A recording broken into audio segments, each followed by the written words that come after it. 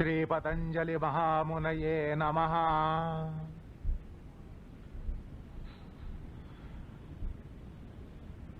आपण प्राणायाम सूत्राचा विचार करत होतो आणि त्या ठिकाणी सूत्रकारांनी श्वास प्रश्वास योः गतिविच्छेदाः प्राणायामः असं जरी म्हटलं असलं तरी त्यामध्ये आपल्याला जसा अर्थ लागतो तसा तो नाहीये।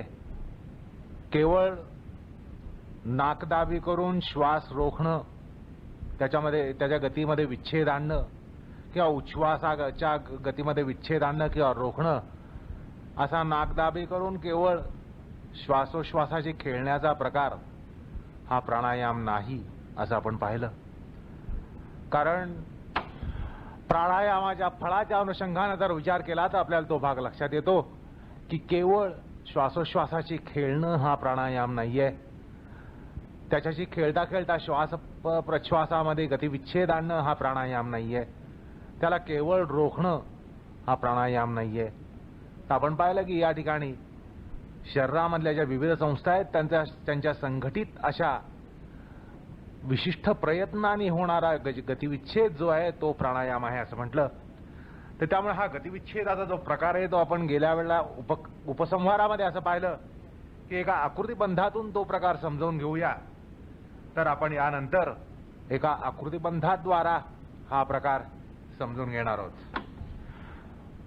आता हा प्रयत्न असा होणार आहे की श्वासोश्वास, श्वास उच्छ्वास, श्वास उच्छ्वास, श्वास उच्छ्वास या प्रक्रियेमध्ये एक परिवलन हे निर्माण होतं। म्हणजे ज्याला सायकलिक म्हणतात, सायकलिक मूवमेंट अशी श्वासोश्वासाची चालते।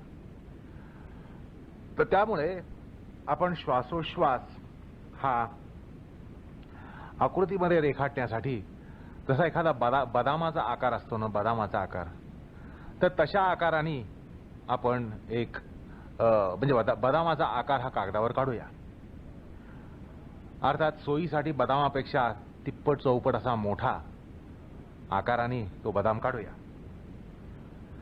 तर हा जो कागदावर बदाम काढला असेल त्याला वरती एक माथा उत्तर ध्रुव आणि पाया हा दक्षिण ध्रुव, त्या ठिकाणी ते बदाम निमुळता होतो।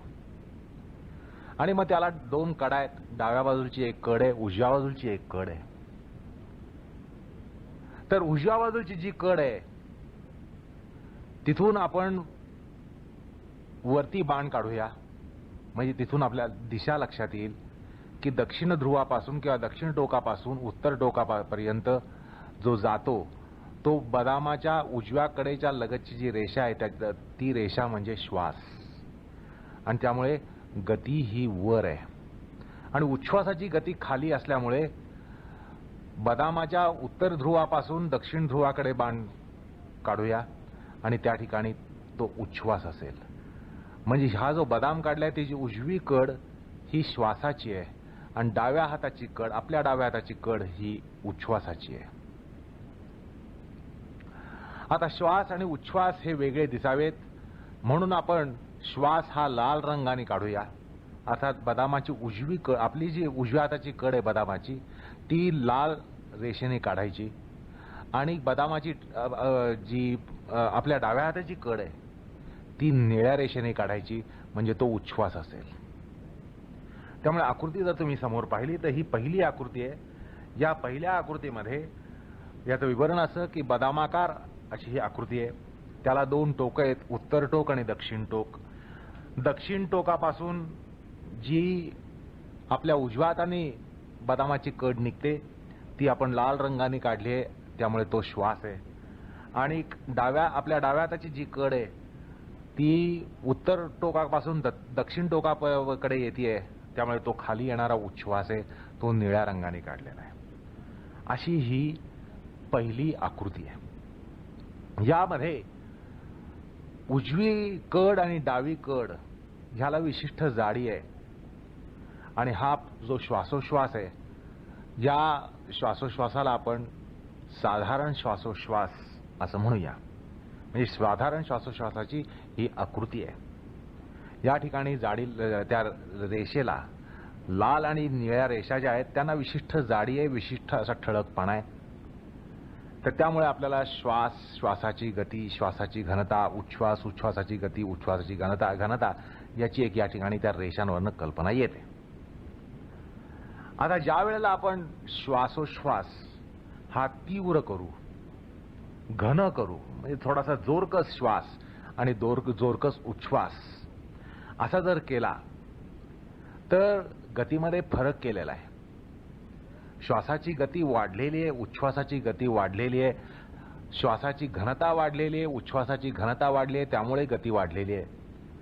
असं होतं म्हटल्यानंतर दुसरी आकृती आपण काढूया. त्याच आकाराचा बदाम, पण उजव्या हाताची जी लाल रेषा आहे ती जरा ठळक काढूया. म्हणजे पहिल्या आकृतीतल्या रेषेच्या तुलनेनं ठळक, आणि निळी रेषा जी आहे ती पण ठळक काढूया. त्यामुळे पहिल्या आकृतीच्या तुलनेनं दुसऱ्या आकृतीमध्ये रेषा या थोड्या जाड असतील आणि थोड्या ठळक असतील. त्यामुळे आपल्याला फरक लक्षात येईल की या ठिकाणी श्वास हा घन आहे, उच्छ्वास हा घन आहे. घन असल्यामुळे त्याची तीव्रता वाढलेली, प्रवेग वाढलेला आहे, वेग वाढलेला आहे. उच्छ्वासाची सुद्धा घनता वाढली असल्यामुळे त्याचा प्रवेग वाढलेला आहे. म्हणजे आपल्याला जाड असा जर श्वास सोडायचा असेल किंवा घन श्वास सोडायचा असेल तर त्याचा प्रवेग हा जास्त असावा लागतो. त्यामुळे या ठिकाणी लक्षात येतं की दुसऱ्या आकृतीमध्ये हाय वेलॉसिटी आणि हाय डेन्सिटी, घनता आणि प्रवेग हे वाढलेले आहेत दोन्ही श्वास आणि उच्छ्वासामध्ये. अशा प्रकारे हा एक पहिला गतिविच्छेदाचा प्रकार लक्षात येतो. पहिली आकृती साधारण श्वासोच्छ्वासाची, त्याच्या तुलनेनं या ठिकाणी गतीमध्ये विच्छेद आणलेला आहे तो अशा प्रकारे की गती वाढवलेली आहे, दोन्हींची गती वाढवलेली आहे. त्यामुळे आकृती नंबर 2 जी आहे, दुसऱ्या क्रमांकाची आकृती पहिल्या प्रकारचा गतिविच्छेद दाखवते. आता तिसरी आकृती काढूया. तिसरी आकृती जी आहे ती त्याच आकाराच्या बदामाची आहे, त्याच आकाराचा बदाम आहे. पण उजव्या हाताची जी रेषा आहे म्हणजे लाल जी आहे ती ठळक काढूया. पण डाव्या हाताची जी निळी रेषा आहे ती मात्र पहिल्या आकृतीत काढल्याप्रमाणे काढूया. म्हणजे काय या ठिकाणी दिसेल की श्वास हा घन आहे, श्वासाचा प्रवेग जास्त आहे, त्यामुळे श्वासाची रेषा ही जास्त ठळक आहे, जाड आहे. उच्छ्वास हा साधारण आहे, त्यामुळे तुलनेनं उच्छ्वासाची रेषा ही पातळ आहे आणि पुसट आहे. साधारण श्वासोच्छ्वासामध्ये जितकी होती तशा प्रकारची आहे. अशा प्रकारे तिसरी आकृती जी आहे त्या तिसऱ्या आकृतीमध्ये आपल्याला high velocity in breath, normal velocity out breath असा प्रकार दिसतो. म्हणजे तीव्र प्रवेगाचा श्वास आणि साधारण प्रवेगाचा उच्छ्वास असं त्याचं विवरण ठरेल. अर्थात हा दुसऱ्या प्रकारचा गतिविच्छेद तिसऱ्या आकृतीत दिसेल. आता चौथ्या आकृतीमध्ये नेमका विरुद्ध प्रकार करायचा की त्या ठिकाणी श्वास हा साधारण दाखवायचा. म्हणजे तांबडी रेषा जी आहे, बदामाची उजवी कड जी आहे ती साधारण अशा जाडीची, साधारण अशा प्रकारच्या श्वासा प्रकारे दाखवायची आहे. मात्र उच्छ्वास जो आहे म्हणजे बदामाची जी डावी कड आहे, निळ्या रेषेची कड आहे, ती कड मात्र जरा जाड दाखवायची आहे. त्यामुळे काय या ठिकाणी विवरण मिळेल की श्वास हा साधारण आहे, उच्छ्वास हा घन आहे. श्वास हा साधारण प्रवेगाचा आहे, उच्छ्वास थोडा अतिप्रवेगाचा आहे, थोडा तीव्र प्रवेगाचा आहे.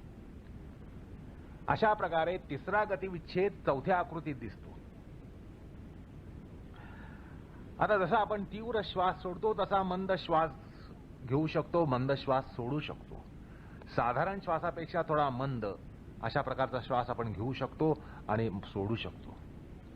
त्यामुळे आता जो पाचव्या आकृतीचा प्रकार आहे त्या ठिकाणी असा बदाम काढायचा की त्या ठिकाणी श्वास हा जो आहे तो श्वास पहिल्या आकृतीत जशी लाल रेषा काढली आहे तशाच प्रकारचा काढायचा, तशाच प्रकारचा श्वास काढायचा. म्हणजे साधारण श्वास हा त्या ठिकाणी निर्देशित होईल. मात्र उच्छ्वास जो आहे तो उच्छ्वास त्याहीपेक्षा पुसट अशा निळ्या रेषेने दाखवायचा.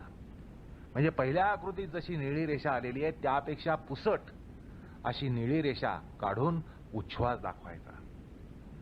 म्हणजे या ठिकाणी आकृतीचं विवरण असं असेल की श्वास हा साधारण आहे, उच्छ्वास हा निम्न साधारण आहे, उच्छ्वास हा सौम्य आहे, साधारणपेक्षा सौम्य आहे, साधारणपेक्षा मंद आहे. अशा प्रकारे गतिविच्छेदाचा हा चौथा प्रकार 5व्या आकृतीत दिसेल. आता 6व्या आकृतीत या उलटा प्रकार करायचा, म्हणजे श्वास हा सौम्य दाखवायचा, साधारणपेक्षा सौम्य. त्यामुळे लाल रेषा जी आहे ती पहिल्या आकृतीतल्या लाल रेषेपेक्षा थोडी पुसट अशी आणि बारीक अशी दाखवायची. मात्र निळी रेषा जी आहे ती मात्र साधारण श्वासाची दाखवायची, जशी पहिल्या आकृतीत दाखवली आहे. म्हणजे या ठिकाणी काय दिसेल की श्वास हा निम्न साधारण आहे, उच्छ्वास हा साधारण आहे. श्वास हा सौम्य आहे, उच्छ्वास हा साधारण आहे. अशा प्रकारे 6व्या आकृतीमध्ये 5वा गतिविच्छेदाचा प्रकार संभवतो. आता यानंतर 7वी आकृती काढायची. 7व्या आकृतीमध्ये प्रकार असा आहे की श्वास जो आहे तो श्वास उच्च साधारण म्हणजे घन असा दाखवायचा आहे. त्यामुळे लाल रेषा ही ठळक असेल, जशी आपण आकृती 3 मध्ये दाखवली आहे. तशा प्रकारचा श्वास लाल रेषा ही ठळक दाखवायची, साधारणपेक्षाही ठळक दाखवायची, पहिल्या आकृतीपेक्षाही ठळक दाखवायची, तिसऱ्या आकृतीत दाखवलेल्या श्वासाप्रमाणे दाखवायची. मात्र उच्छ्वास हा सौम्य दाखवायचा आहे, जसा आपण आता 6व्या आकृतीत दाखवला. त्यामुळे तीव्र श्वास साधारणपेक्षा तीव्र आणि उच्छ्वास मात्र साधारणपेक्षा सौम्य. आणि 8व्या आकृतीत त्याच्या उलटा प्रकार करायचा आहे की उच्छ्वास तीव्र दाखवायचा आहे, श्वास हा निम्न साधारण दाखवायचा आहे. तांबडी रेषा पुसट, निळी रेषा ठळक, साधारणपेक्षा ठळक, आणि श्वासाची लाल रेषा साधारण श्वासापेक्षाही पुसट अशा प्रकारची ही दाखवायची. म्हणजे अशा प्रकारे आपल्याला 8व्या आकृतीमध्ये 7वा गतिविच्छेद हा लक्षात येतो. आता शक्य आहे की श्वास आणि उच्छ्वास दोन्हीही निम्न साधारण असू शकतात. त्यामुळे श्वास हा पहिल्या आकृतीत जी लाल रेषा आहे त्याही पेक्षा पुसट लाल रेषेने दाखवायची, आणि पहिल्या आकृतीत जशी निळी रेषा आहे उच्छ्वासाची त्याही पेक्षा पुसट अशी निळी रेषा दाखवायची. त्यामुळे दोन्हीही पुसट असतील, अर्थात श्वासही सौम्य, उच्छ्वासही सौम्य. श्वास हा निम्न साधारण, उच्छ्वासही निम्न साधारण. अशा प्रकारे आपल्याला 9व्या आकृतीमध्ये 8व्या प्रकारचा गतिविच्छेद हा दाखवता येतो. आता यामध्ये अजून एक वर्ग निर्माण होतो. प्राणायामामध्ये विलोम नावाचा प्रकार असतो की ज्या ठिकाणी श्वास हा तुटक घेतला जातो, टप्प्याटप्प्याने घेतला जातो, किंवा उच्छ्वास हा टप्प्याटप्प्याने सोडला जातो. अर्थात श्वास आणि उच्छ्वास ह्याच्यामध्ये काही क्षणाचे थांबे असतात. त्यामुळे तुटक तुटक असा श्वास घेतला जातो, तुटक श्वास सोडला जातो. अर्थात हा प्रकार आपल्याला दाखवायचा असेल तर मुंग्यांची रेषा ज्याला म्हणतात, अशा मुंग्यांच्या रेषांनी आपल्याला दाखवावं लागेल. तर या प्रकारच्या गतिविच्छेदामुळे म्हणजे श्वास हा खंडितपणे सोडलेला आहे, विभाजितपणे सोडलेला आहे, 3, 4, 5 अशा टप्प्याने सोडलेला आहे, किंवा उच्छ्वास हा 3 किंवा 4 किंवा 5 अशा टप्प्याने सोडलेला आहे, म्हणजे तुटक उच्छ्वास सोडलेला आहे, असा प्रकार संभवू शकतो. मग या ठिकाणी साधारण श्वास, तुटक उच्छ्वास साधारण अशी आकृती काढता येते आपल्याला. साधारण श्वास, तुटक उच्छ्वास साधारण, तीव्र श्वास, साधारण उच्छ्वास, खंडित असा साधारण उच्छ्वास, आणि सौम्य श्वास, निम्न साधारण श्वास आणि खंडित उच्छ्वास, असे 3 प्रकार आपल्याला त्या ठिकाणी मिळतात. हा प्रकार जर उलटा केला तर खंडित श्वास, साधारण उच्छ्वास, खंडित श्वास, निम्न साधारण उच्छ्वास, खंडित श्वास आणि तीव्र साधारण उच्च साधारण उच्छ्वास, अशा प्रकारे आपल्याला वर्ग मिळतात. अशा प्रकारच्या आकृत्या या मिळतात.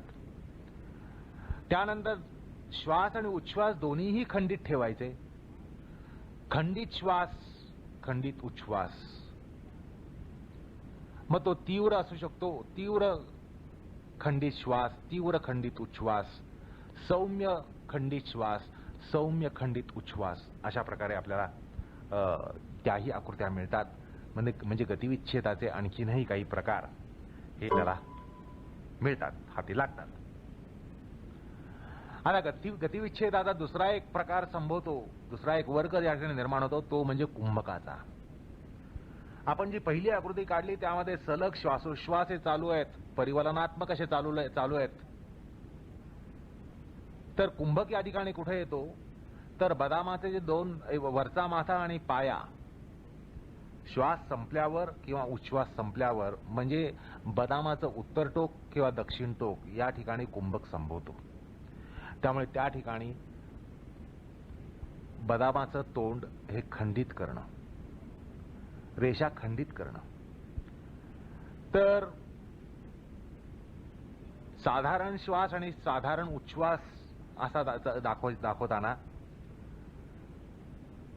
ज्यावेळेला आपण श्वासोत्तर म्हणजे दक्षिण टोक, उत्तर टोकाला आपण बदाम खंडित करू, बदामाचा तुकडा पाडू, त्या ठिकाणी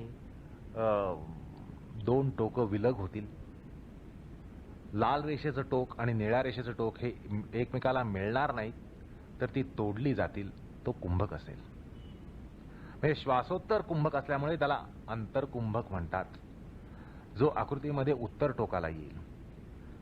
हाच प्रकार दक्षिण टोकाला जर झाला, बदामाच्या दक्षिण टोकाला झाला म्हणजे उच्छ्वासोत्तर झाला, तर लाल रेषा आणि निळी रेषा ही दक्षिण टोकाला न मिळता त्या तुटक होतील, विलग होतील. त्या ठिकाणी बाह्यकुंभक हा आकृतीमध्ये दिसेल. आता हा प्रकार जो आहे तो सौम्य श्वास कुंभक, साधारण उच्छ्वास, साधारण श्वास कुंभक, सौम्य उच्छ्वास, तीव्र श्वास कुंभक, साधारण उच्छ्वास, साधारण श्वास कुंभक, तीव्र उच्छ्वास, निम्न साधारण श्वास कुंभक, साधारण उच्छ्वास, साधारण श्वास कुंभक, निम्न साधारण उच्छ्वास, निम्न साधारण श्वास कुंभक, निम्न साधारण उच्छ्वास, अशा प्रकारचे अंतरकुंभकाचेही आकृत्या आपल्याला काढता येतील. अर्थात रेषांच्या ठळकपणामध्ये किंवा पुसटपणामध्ये फरक करून आपल्याला या गोष्टी त्या ठिकाणी आकृतीद्वारा समजून घेता येतील. आणि हाच प्रकार बाह्य कुंभकाला संभवू शकतो. त्याच्याही काही आकृत्या निघतील. त्या कशा? तर आता दक्षिण टोक हे खंडित होईल, बदामाचं दक्षिण टोक जे आहे ते छेदित होईल आणि त्या दोन रेषा एकमेकाला दक्षिण टोकाला न मिळता तुटक राहतील आणि तो असेल बाह्य कुंभक. मग ह्याच्या आकृत्या कशा निघतील? साधारण उच्छ्वास कुंभक, साधारण श्वास, निम्न साधारण उच्छ्वास कुंभक, साधारण श्वास, उच्च साधारण उच्छ्वास कुंभक, साधारण श्वास, साधारण उच्छ्वास कुंभक, निम्न साधारण श्वास, तीव्र साधारण उच्छ्वास कुंभक, निम्न साधारण श्वास, अशा प्रकारे त्याच्याही आकृत्या या आपल्याला काढता येतील. म्हणजे गतिविच्छेदाचे प्रकार किती होतील ह्याची या ठिकाणी थोडी कल्पना देण्याचा प्रयत्न केला गेला. एरवी आपल्याला गतिविच्छेद म्हणजे एकाच प्रकारचा वाटतो, फार तर दोन प्रकारचा. श्वास हा गतिविच्छेदित करणं किंवा उच्छ्वास गतिविच्छेदित करणं असे दोनच प्रकार आपल्याला आपल्या कल्पनेमध्ये उतरू शकतात. पण शास्त्रामध्ये किती प्रकार आहेत, किती प्रकार होऊ शकतात ह्याची एक झलक या ठिकाणी देण्याचा प्रयत्न केला. तसंच मुंग्यांचा श्वास, मुंग्यांचा उच्छ्वास हा प्रकार आपण आकृतीद्वारा पाहिला. त्यामध्ये सुद्धा आपल्याला असे अंतर्कुंभक, बाह्यकुंभक आणून अजूनही काही प्रकारचे गतिविच्छेद हे समजून घेता येतील.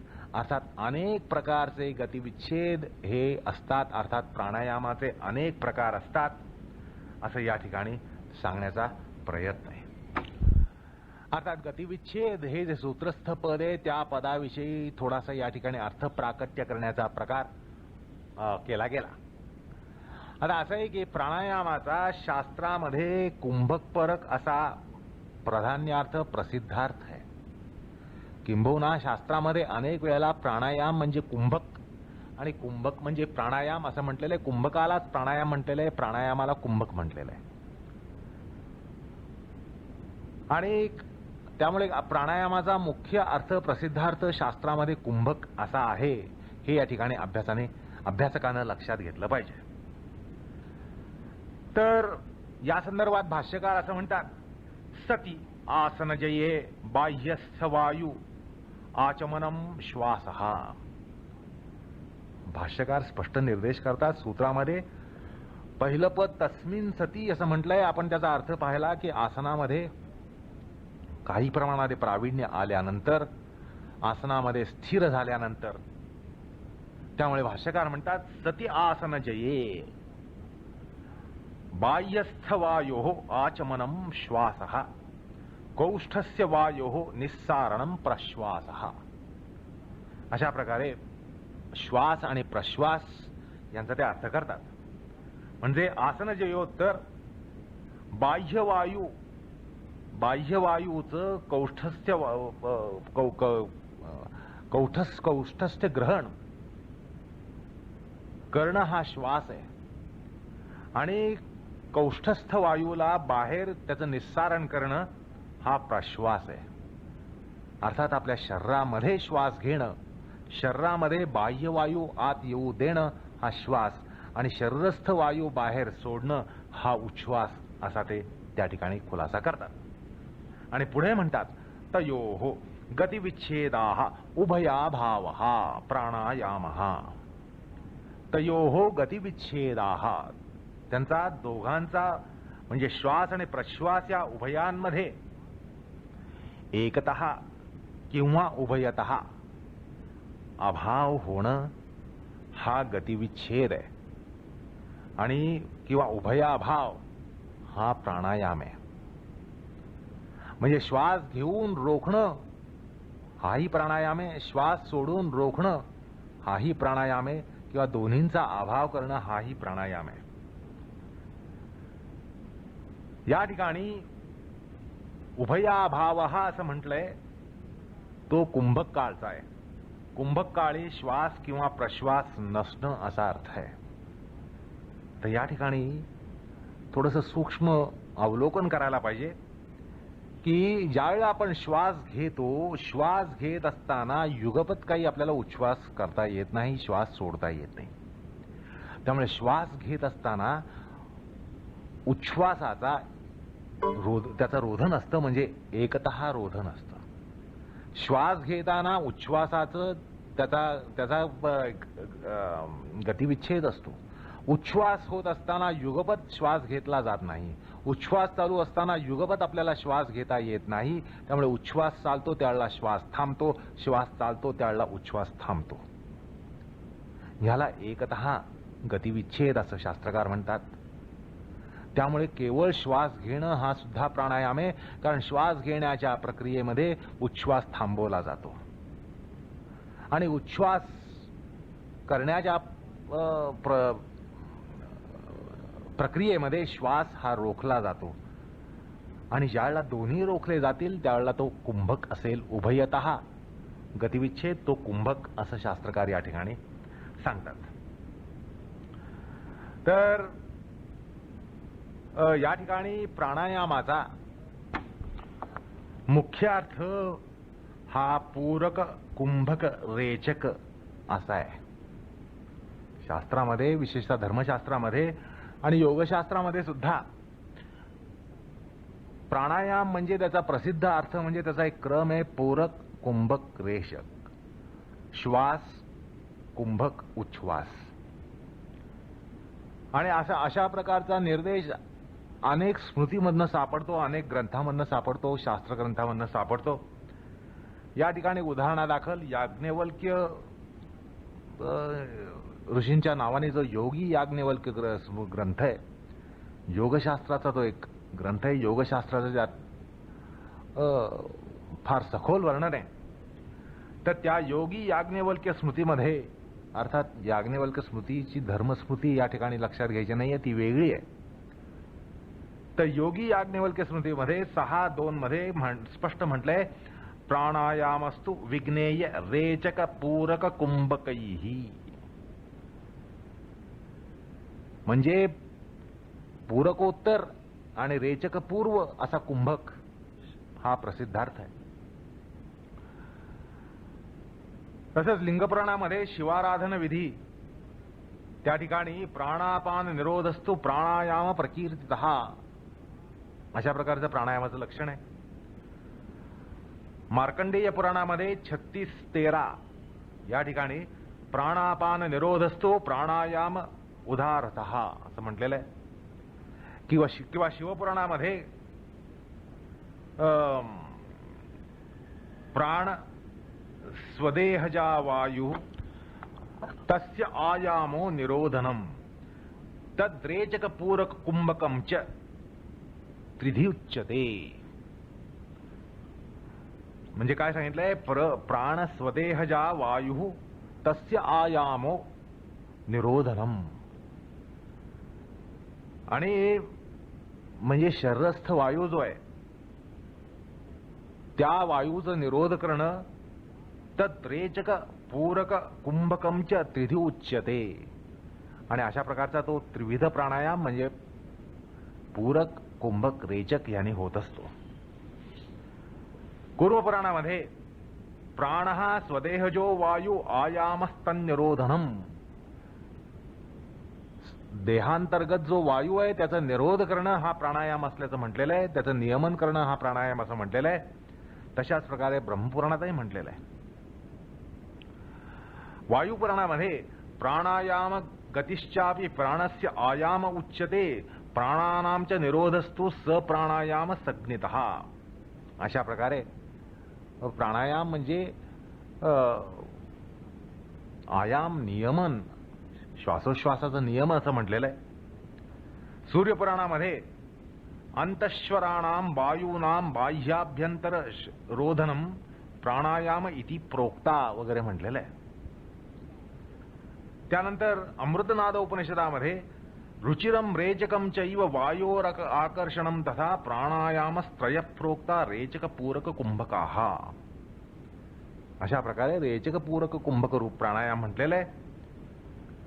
अर्थात कुंभक, रेचक, पूरक असा त्रिविध प्राणायाम होतो असं म्हटलेलं आहे. दर्शनोपनिषदेमध्ये प्राणायाम इति प्रोक्तो रेचक पूरक कुंभकैही. रेचक पूरक कुंभक हा प्राणायाम असतो असं दर्शनोपनिषदामध्ये म्हटलेलं आहे. या सगळ्या उद्धरणांचा हेतू असा की प्राणायामाचा प्रसिद्धार्थ हा पूरक, कुंभक, रेचक, रेचक, कुंभक, पूरक असा आहे. आता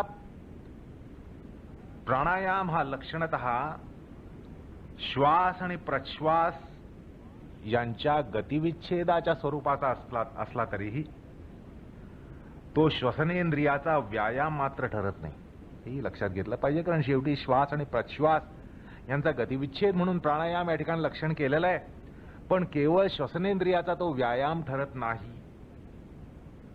सूत्रनिष्ठित प्राणायामाच्या फलार्थाकडे जर आपण पाहिलं, आणि हा प्रकार आपण पहिल्यांदा लक्षात घेतला की प्राणायामाच्या फलार्थाकडे पाहिलं तर श्वासोश्वास याची जी संस्था आहे, श्वसन संस्था आहे, त्याच्याही पलीकडे काहीतरी या ठिकाणी हेतू आहे, त्याच्या पलीकडे काहीतरी या ठिकाणी क्रिया आहे, क्रिया व्यापार आहे असं लक्षात येतं.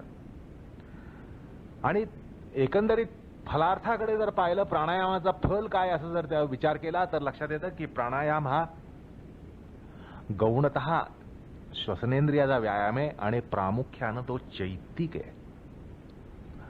प्राणायामाचा चित्तावर परिणाम होणं हा महत्वाचा भाग आहे. चित्तस्थैर्य, चित्त परिशुद्धी, चित्त प्रसादन, धारणा योग्यत्व वगैरे साधणारे हे प्राणायाम असतात. म्हणजे प्राणायाम काय असतो असं आपल्याला या ठिकाणी प्रश्न पडतो अजूनही, की गतिविच्छेद हा प्राणायाम म्हणतोय. म्हणजे गतिविच्छेद कुठलाही गतिविच्छेद प्राणायाम नाही, विशिष्ट प्रकारचा गतिविच्छेद. विशिष्ट प्रकारचा गतिविच्छेद म्हणजे कसा, की ज्या गतिविच्छेदानं चित्तस्थैर्य लाभेल, चित्त परिशुद्धी होईल आणि चित्त प्रसादन होईल, धारणा योग्यत्व मिळेल, ध्यानासाठी योग्य पूर्वपीठिका मिळेल, मन शांत प्रशांत असं होईल, मन विशुद्ध होईल, चित्त विशुद्ध होईल, शांत होईल. अशा प्रकारचा गतिविच्छेदच प्राणायाम आहे. हे या ठिकाणी लक्षात घ्यायला पाहिजे. त्यामुळे सगळेच श्वास प्रश्वास गतिविच्छेद कुठल्याही प्रकारे येणकेण प्रकारेण गतिविच्छेद करणं हा प्राणायाम ठरत नाही, हे लक्षात घेतलं पाहिजे. कारण या ठिकाणी तात्विक भूमिका घेणारे असे असू शकतात. हरीचे लाल सूत्रामध्ये काय सांगितलंय, तस्मिन् सति श्वास प्रश्वासः गतिविच्छेदाः, श्वास प्रश्वासयोः गतिविच्छेदाः प्राणायामे मग येणकेण प्रकारेण श्वास आणि प्रश्वासामध्ये गतिविच्छेद आणणं हा प्राणायाम आहे असं या ठिकाणी सूत्रकार म्हणतात. अशा प्रकारची हेकेखोरी भूमिका तात्विक पार्श्वभूमीवरनं घेतली जाऊ शकते. पण त्यांना असं सांगावंसं वाटतं की अशा प्रकारे सूत्रार्थ करणं हे शास्त्राला उचित नाहीये, शास्त्र अनुचित आहे, शास्त्र विरोधी आहे.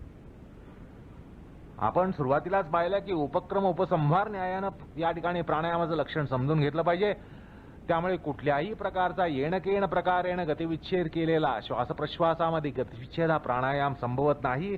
तर ज्या गतिविच्छेदाद्वारा चित्त प्रसादन, चित्त परिशुद्धी, चित्त स्थैर्य, चित्त शांतावस्था ही प्राप्त होते, चित्त विशुद्धीकरण प्राप्ती होतं, चित्त उदात्तीकरण प्राप्ती होतं, त्याच प्रकारचा गतिविच्छेद हा प्राणायाम असतो. आणि कुठल्याही प्रकारचा श्वास प्रश्वास गतिविच्छेद हा प्राणायाम ठरणार नाही. फार तर तो एक प्रास्ताविक पूर्व तयारी म्हणून एक प्रकारचा व्यायाम ठरेल. प्रिलिमिनरीज ज्याला म्हणतात, पूर्व प्राथमिक अशा प्रकारची ती एक कसरत ठरेल, व्यायाम ठरेल, तयारीसाठी एखादा प्रयत्न ठरेल.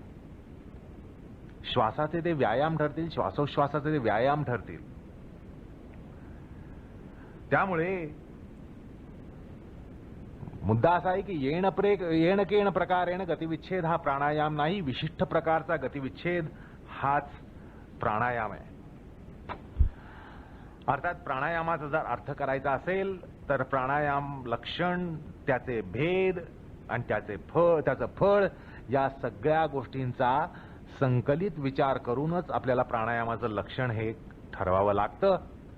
आणि त्या संदर्भामध्ये या ठिकाणी सांगण्याचा प्रयत्न केला की विशिष्ट प्रकारचा गतिविच्छेद की ज्याद्वारा चित्त प्रसादन, चित्त विशुद्धीकरण, चित्त शांतावस्था, चित्त उदात्तावस्था वगैरे प्राप्त होतील, धारणा योग्यत्व वगैरे प्राप्त होईल, योगधर्म उदित होईल, त्याच प्रकारचा गतिविच्छेद हा प्राणायाम असतो.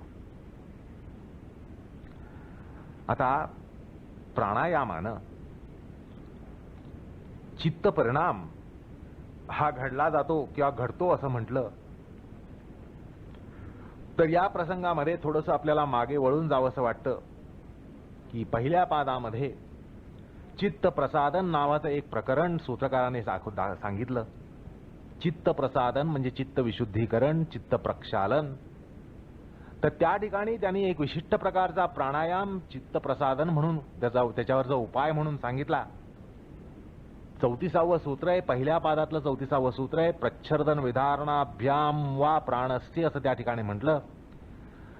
तर त्या सूत्रावर विचार करताना आपण हा एक विचार केला होता की चित्त प्रसादन, चित्त शुद्धी, चित्ताचा अशुद्धी क्षय वगैरे प्राणायामाद्वारा कसा संभवतो, त्यामागे असलेली प्रक्रिया, त्यामागे असलेलं शरीर विज्ञान, त्यामागे असलेलं गूढ शरीर विज्ञान, या गोष्टींचा आपण थोडा परामर्श त्या ठिकाणी घेतला होता.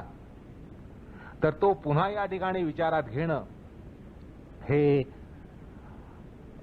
अभिमत आहे.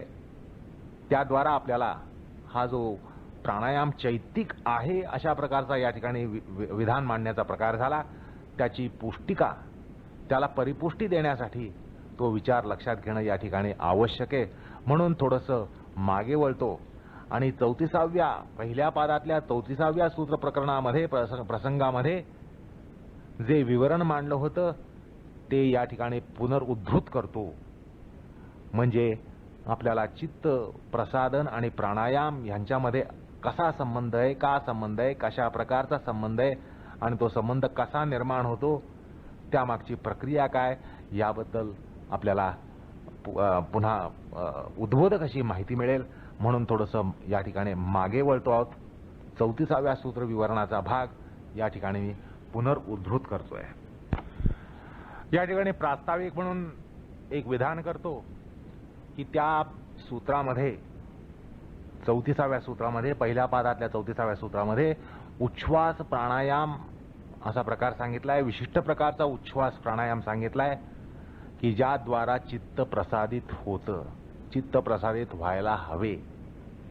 तर या ठिकाणी आपण उच्छ्वास प्राणायामाद्वारा चित्त प्रसादन होतं असं सांगताना त्यामागे जो आपण थोडा विचार केला तो विचार या ठिकाणी करणार आहोत.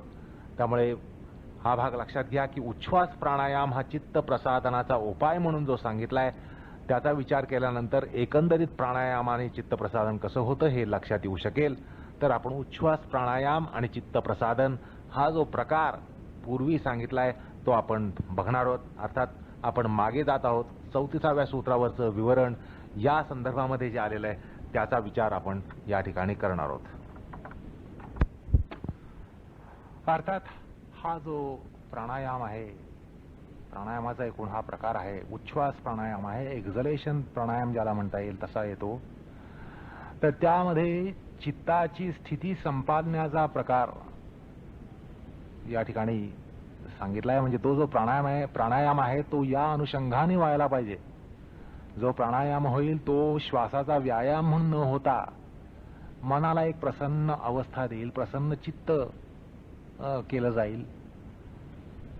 मनाची तशी प्रसन्न अवस्था ही संपादित केली जाईल. अशा अनुषंगानं आणि अशा रीतीनं अशा तंत्राने तो प्राणायाम करायचा असतो.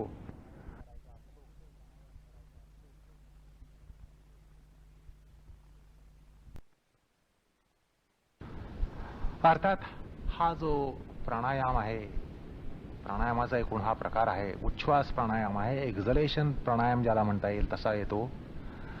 तर त्यामध्ये चित्ताची स्थिती संपादण्याचा प्रकार या ठिकाणी सांगितलाय. म्हणजे तो जो प्राणायाम आहे तो या अनुषंगाने व्हायला पाहिजे.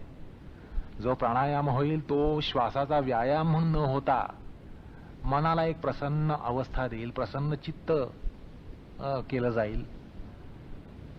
मनाची तशी प्रसन्न अवस्था ही संपादित केली जाईल. अशा अनुषंगानं आणि अशा रीतीनं अशा तंत्राने तो प्राणायाम करायचा असतो असं या ठिकाणी सूचित आहे. अर्थात प्राणायामाचा मनावर, चित्तावर अशा योगाला अनुचित असा परिणाम होईल अशा तऱ्हेचा प्राणायाम या ठिकाणी सांगितला गेलेला आहे. अर्थात योगशास्त्रामध्ये अनभिज्ञ असलेल्या माणसांना असा या ठिकाणी प्रश्न पडतो की हा जो उच्छ्वास प्राणायाम आहे त्याचा आणि चित्त प्रसादनाचा काय प्रकारचा संबंध आहे, कशा प्रकारचा संबंध आहे. कारण सर्वसामान्यपणे जर असं म्हटलं असतं की प्राणायामाद्वारा चित्त प्रसादन करावं तर कदाचित मान्य केलं असतं किंवा प्राणायामाचा परिणाम होत असेल. पण या ठिकाणी विशेषतः उच्च प्राणायाम म्हटल्यामुळे अनभिज्ञ असे जे अभ्यासक असतील त्यांना या ठिकाणी असा प्रश्न पडतो की हा कशा प्रकारचा संबंध आहे. तर असं आहे की प्राणायामामधली उच्छ्वास प्रक्रिया जी आहे त्या उच्छ्वास प्रक्रियेचा परिणाम हा चित्तावर, विशेषतः चित्ताचे जे घटक आहेत मन, बुद्धी, अहंकार यांच्यावर एक पूरक असा परिणाम होत असतो.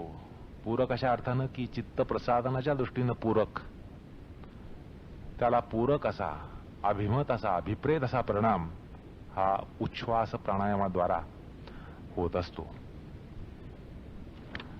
आधुनिक मज्जा विज्ञानाच्या भाषेत सांगायचं म्हणजे उच्छ्वासाद्वारा मेंदूतील मज्जा केंद्र आणि एकूण मज्जा संस्था याच्यामध्ये एक प्रकारे शैथिल्य यायला लागतं आणि मज्जेमध्ये शैथिल्य आल्यामुळं विचार चक्राची गती ही थोडी कमी होते आणि विचार चक्रांची गती कमी झाल्यामुळं चित्तामध्ये असलेला चंचलता हा जो त्याचा धर्म आहे त्याला थोडा अटकाव बसतो आणि चित्ताच्या चंचल धर्माला अटकाव बसल्यामुळं चित्ताला एक प्रशांत अवस्था ही येत असते. पुन्हा अहंकाराच्या संदर्भामध्ये उच्छ्वास प्राणायामाचा परिणाम असा होतो की अहंकाराला संकोच हा प्राप्त होतो. अहंकाराला संकोच प्राप्त झाला की प्रेरणा कमी होतात. मनाला ज्या प्रेरणा लागतात, मनाच्या प्रेरणा, बुद्धीच्या प्रेरणा, या सगळ्या प्रेरणा अहंकाराच्या आधिपत्याखाली असतात आणि उच्छ्वास प्राणायामाद्वारा अहंकारामध्ये एक संकोच हा आल्यामुळं त्याची प्रेरक शक्ती कमी होते आणि अहंकाराची प्रेरक शक्ती कमी झाली की प्रवृत्ती, सगळ्या मानसिक प्रवृत्ती ज्या आहेत त्या प्रवृत्तींना एक प्रकारे अटकाव बसतो आणि एक विसावा, चैतिक विसावा हा निर्माण होतो आणि चैतिक विसावा निर्माण झाल्यामुळे त्याच्याद्वारा एक प्रकारे चित्ताची शांतावस्था ही येत असते. तसंच मानसशास्त्रीय परिभाषेत सांगायचं म्हणजे उच्छ्वासाद्वारा अहंकारामध्ये एक संकोच हा येत असल्यामुळं अहंकारापासून निर्माण होणाऱ्या जे विकार असतात त्या विकारांना सुद्धा संकोच हा प्राप्त होत असतो आणि त्यामुळे ते सगळे विकार हे संकोच पावल्यामुळे चित्तामध्ये एक प्रकारे प्रसन्नता आणि पावित्र्य हे येत असतं. आणि याचं कारण असं की उच्छ्वास म्हटल्यानंतर अहंकार विसर्जनाची ही एक प्रक्रिया असते. उच्छ्वास म्हणजे अहंकार विसर्जनाची प्रक्रिया. ज्याप्रमाणे उच्छ्वासाद्वारा आपण श्वास हा बाहेर विसर्जित करत असतो, त्याचबरोबर अंतःकरणामध्ये अहंकाराचं एक विसर्जन होत असतं आणि अहंकाराचं विसर्जन झाल्यामुळे चित्तामध्ये पावित्र्यता, चित्तामध्ये पावित्र्य, चित्तामध्ये प्रसन्नता, शांतावस्था, निर्वंचावस्था, या सगळ्या जे उदात्तावस्था, चित्ताची एक उदात्तावस्था ही प्राप्त होते. ह्याचं कारण अहंकाराची विकृती जी आहे त्या विकृतीमध्ये एक संकोच हा घडत असतो. तसं श्वास घेण्याची जी क्रिया आहे ती शक्तिदायक आहे आणि उच्छ्वासाची जी क्रिया आहे ती विरामदायक आहे. श्वास घेताना आपण प्राणवायू आत घेत असतो असं एक सर्वसामान्यपणे आपण समजून घेतलं तरी आपल्या लक्षात येतं की प्राणवायू म्हणजे प्राणशक्ती, प्राणशक्ती म्हणजे क्रियाशक्ती, क्रियाशक्ती म्हणजे प्रवृत्ती शक्ती आणि त्या उलट ज्यावेळेला आपण श्वास बाहेर सोडतो, उच्छ्वास करतो, त्यावेळेला उलटी प्रक्रिया निर्माण होते. प्रवृत्तीच्या विरुद्ध अशी निवृत्तीची प्रक्रिया निर्माण होते. क्रियाशीलत्वाच्या विरुद्ध अशी शिशिरतंद्रेची, शिशिरावस्थेची एक प्रक्रिया मनामध्ये निर्माण होते आणि त्यामुळे ज्याला हायबरनेशन म्हणतात अशा एक प्रकारची शिशिरतंद्रा ही मज्जा गोलक, इंद्रिय गोलक ह्यांच्यामध्ये आणता येते आणि त्यामुळे पंचज्ञानेंद्रिय आणि त्यामागची इंद्रिय गोलक आणि त्यामागची मज्जा संस्था ह्यांना एक प्रकारे विराम हा प्राप्त होतो. आणि त्याचप्रमाणे कर्मेंद्रिय जे आहेत ते कर्मेंद्रिय गोलक आणि कर्मेंद्रियामागची मज्जासंस्था यांना सुद्धा एक प्रकारे विराम हा दिला जातो आणि विरामावस्था दिल्यामुळे चित्तामध्ये एक प्रशांतावस्था येते. तसंच उच्छ्वासाची क्रिया ही एक प्रकारे विसर्जनाची क्रिया आहे. मानसिक विसर्जन असतं आणि मानसिक विसर्जनामध्ये एक प्रकारे शरणागतीची भावना ही संभवते आणि शरणागतीच्या मागे एक उत्कटता असते. शरणागती मागे एक सद्गतीत होण्याची प्रक्रिया ही उभी केली जाते. अर्थात तो एक प्रकारचा सत्वगुणाचा त्या ठिकाणी उत्कर्ष असतो आणि सत्वगुणाचा उत्कर्ष झाल्यामुळे अर्थात रजतमो गुणांना एक प्रकारे त्यांचं विसर्जन होतं, त्यांचा संकोच निर्माण झाल्यामुळे अर्थात सत्वगुणाचा हा विस्तार हा त्या ठिकाणी होत असतो आणि सत्वगुणाचा विस्तार झाल्यानंतर सत्वगुणाच्या अनुषंगाने जे गुण चित्तामध्ये उतरायला पाहिजेत किंवा उतरत असतात ते उतरतात. म्हणजे प्रसन्नता, शांतता, सौम्यता, उदात्तता, भव्यता, नंतर विनयशील वृत्ती, या सगळ्या गोष्टी उच्छ्वासाच्या मनोविज्ञानामध्ये दडलेल्या असतात. म्हणजे उच्छ्वास हा केवळ उच्छ्वास असला तरी ज्यावेळेला प्राणायामाच्या क्रियेमध्ये उच्छ्वास केला जातो तर त्यावेळेला केवळ त्याच्यामधनं कर्बद्दी प्राणील वायू हा बाहेर टाकला जात नाही किंवा शरीरातले द्रव्य विषारी वायू हे बाहेर टाकले जात नाही, तर त्याच्याबरोबर ही एक फार महत्वाची अशी प्रक्रिया त्याच्यामागे उभी केली जाते की हा जो विसर्जनाचा भाव आहे, विसर्जनाची भावना आहे, विसर्जनाच्या भावनेमागे एक प्रकारे विनय, शरणागतावस्था या येत असतात आणि त्यामुळे सत्वोत्कर्ष होतो आणि सत्वच्या उत्कर्षामुळे, सत्वगुणाच्या उत्कर्षामुळे सत्वाला अनुलक्षून, सत्वगुणाला अनुलक्षून चित्तामध्ये काही अवस्था निर्माण होतात ज्या शांतता, सौम्यता, पावित्र्य, विनय, विगतहंकार अशी वृत्ती, निर्मळता आणि निरामयावस्था या त्या उच्छ्वासाच्या, प्राणायामातल्या उच्छ्वासाच्या क्रियेमध्ये दडलेले असतात. म्हणजे आपला सर्वसामान्य उच्छ्वास त्याच्या तुलनेनं प्राणायामाच्या पीठिकेतून केलेला उच्छ्वास यामध्ये या दृष्टीने फार मोठा फरक असतो. म्हणजे मज्जासंस्था, मानससंस्था, मानसमज्जासंस्था, इंद्रिय मज्जासंस्था, इंद्रिय मानससंस्था, मज्जा गोलक, मज्जा केंद्र, मेंदूतल्या पेशी या सगळ्यांवर फार मोठा परिणाम हा उच्छ्वासाच्या प्राणायामामध्ये हा साधता येतो. आणि त्या दृष्टीनं सूत्रकार आणि योगशास्त्र या ठिकाणी प्राणायामाच्या या विशिष्ट क्रियेचा निर्देश करतात. अर्थात त्याचं योगदान, प्राणायामाचं योगदान आणि विशेषतः उच्छ्वासाच्या प्राणायामाचं योगदान हे फार महत्वाचं असतं. हे थोड्याशा अनुभवानं, थोड्याशा अभ्यासानं साधकाच्या लक्षात येत असतं. कारण यामागे जे मनोविज्ञान असतं त्याचा थोडक्यात त्या ठिकाणी आपण आता परामर्श घेतला.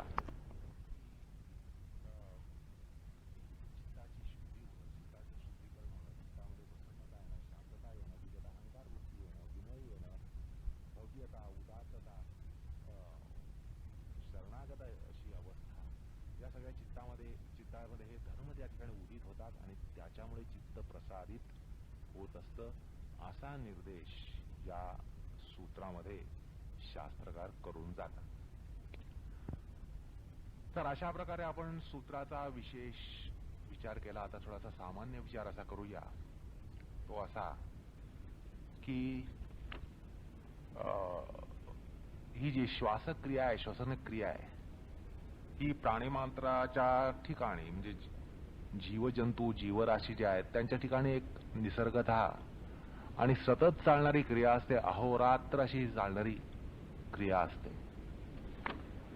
आणि असं आहे की माणूस हा जन्माला येतो त्यावेळेला पहिली क्रिया कुठली करत असेल तर गर्भवेष्टन तोडल्यानंतर तो पहिला श्वास घेतो. म्हणजे श्वास घेण्याच्या क्रियेपासून त्याच्या जीवनाला आरंभ होतो आणि मृत्यूसमयी शेवटची क्रिया कुठली करत असेल तर तो श्वास सोडण्याची क्रिया करतो. म्हणजे पहिला श्वास घेणं आणि शेवटचा श्वास सोडणं या दरम्यान मध्ये तो निरंतरपणे अहोरात्र संपूर्ण जीवनकाळभर श्वासोश्वासाची क्रिया ही अखंडपणे करत असतो. आणि असं आहे की या श्वासोश्वासामुळे केवळ माणसाचे शरीर व्यापारच चालतात असं नाही, तर याच्यावर सगळे व्यापार, शरीरातले सगळे घटक ह्यांचे क्रिया व्यापार, यांच्या क्रिया ह्या श्वासोश्वासावरच अवलंबून असतात. म्हणजे अगदी सूक्ष्म असे जे घटक आहेत, मन, बुद्धी, चित्त, अहंकार, हे सगळे जे घटक आहेत, ते सगळे घटक सुद्धा या श्वासोश्वास क्रियेवरच चालू असतात. आणि ती एक क्रिया बंद पडली की याच्या सगळ्या क्रिया या ठप्प होत असतात, थांबत असतात. शरीर थांबतं, मन थांबतं, बुद्धी थांबते, अहंकार थांबतं, चित्त थांबतं. ह्या सगळ्या गोष्टी शेवटच्या श्वासागणिक थांबतात. आणि जोपर्यंत श्वासोश्वास चालू आहे तोपर्यंत या सगळ्या गोष्टी निसर्गाच्या क्रमानुसार या चालूच असतात. सर्वसामान्यपणे माणूस या श्वासोश्वासावर तेवढं लक्ष देत नाही, त्याचं महत्त्व पटवून घेत नाही, समजून घेत नाही. मरतानाच त्याला श्वासोश्वासाची जाणीव होते, किंवा दम लागला तरच श्वासोश्वासाचं महत्त्व पटतं, किंवा तो जर कोंडला गेला तरच त्याला श्वासाचं महत्त्व पडतं. पण योग्यांनी या श्वासोश्वासाचा फार सूक्ष्म आणि दीर्घ असा विचार केला. आलं का लक्षात? म्हणजे सर्वसामान्यपणे माणूस ही श्वासोश्वासाची क्रिया एक प्रतिक्षिप्त क्रिया म्हणून चालत असते, आणि त्यासाठी आपल्याला काही करावं लागत नाही म्हटल्यानंतर त्याकडे कोणी विशेष असं लक्ष देत नाही. आणि आता सांगितल्याप्रमाणे ते आपल्याला श्वासाकडे लक्ष केव्हा जातं, तर श्वास ज्यावेळेला कोंडला जातो, श्वास घेता येत नाही, श्वास सोडता येत नाही, किंवा प्रयाणकाळ आला म्हणजे श्वास जसा कोंडला जातो, त्याच वेळेला आपल्याला फक्त त्या श्वासाचं महत्त्व, उच्छ्वासाचं महत्त्व हे लक्षात येतं. तोपर्यंत अहोरात्र निरंतरपणे चालला असलेला श्वासोश्वास, त्याकडे माणूस कुठल्याच कृतज्ञ बुद्धीने बघत नाही, किंवा त्याच्याबद्दल काही जिज्ञासा सुद्धा ठेवत नाही. पण योग्यांनी या श्वासोश्वासाबद्दल जी आपली मूल क्रिया आहे, सगळ्या क्रिया ज्याच्यावर अवलंबून असतात, त्या श्वासोश्वासाचा इतका दीर्घ आणि सूक्ष्म असा अभ्यास केला की त्याचे जे परिणाम होतात शरीराच्या वेगवेगळ्या स्तरांवर, शरीरातल्या वेगवेगळ्या घटकांवर, शरीरातल्या वेगवेगळ्या संघटनांवर त्याचे जे परिणाम होतात, याचे यावर सगळ्या अणु रेणू पेशी या सगळ्यांवर श्वासोश्वासाचा जो परिणाम होतो, चित्तावर, मनावर, बुद्धीवर, अंतःकरणावर जो परिणाम होतो, ते सगळे परिणाम योगशास्त्राने हेरले. अर्थात श्वासोश्वासाचा तेवढा सूक्ष्म अभ्यास योग्यांनी आणि योगशास्त्राने फार पुरातन काळापासून चालू ठेवला. आणि त्यामुळे या ठिकाणी योगाभ्यासकानं, साधकानं पहिल्यांदी कृतज्ञ बुद्धीनं, विनीत भावानं त्या सगळ्या पूर्वाचार्यांना विनम्रपणे वंदन करणं हे स्वाभाविक असतं. आणि तसं जर होत नसेल तर आपण योग साधक नाही ह्याची पक्की खूणगाठ अभ्यासकानं मनाशी बांधावी. असो, तर असं पहा की आपण चित्तविक्षेपांचा विचार नंतर आपण या चित्तप्रसादनाचा विचार करतो आहोत. कारण चित्तविक्षेपांचा मुकाबला करण्याचा हा प्रकार या ठिकाणी सूत्रकाराने आरंभ केलेला आहे. याच्यावरचं अनुसंधान सुटता कामा नये. चित्तविक्षेपांचा प्रतिषेध करण्यासाठी हे प्रकरण त्यांनी एक आरंभलेलं आहे. आणि चित्तविक्षेपांचा जर विचार त्याचं जर स्मरण तुम्ही केलं तर तुम्हाला असं लक्षात येईल की त्या ठिकाणी श्वास प्रश्वासा नामक एक सहचर सांगितला गेला. आणि अर्थात विक्षेपांचा तो एक सहचर, श्वास प्रश्वासारूप सहचर, ह्याचा आपण विचार केला. आणि त्यामुळे श्वास प्रश्वासरूप विक्षेप जो आहे, विक्षेपाचा सहचर जो आहे, तो त्याचा मुकाबला करण्याला श्वासोश्वासरूपी नियंत्रणच योग्य असतं, किंवा ते एकच नियंत्रण त्या ठिकाणी प्राप्त होत असतं. अशा दृष्टिकोनातून आपण या सूत्राकडे वळणार आहोत.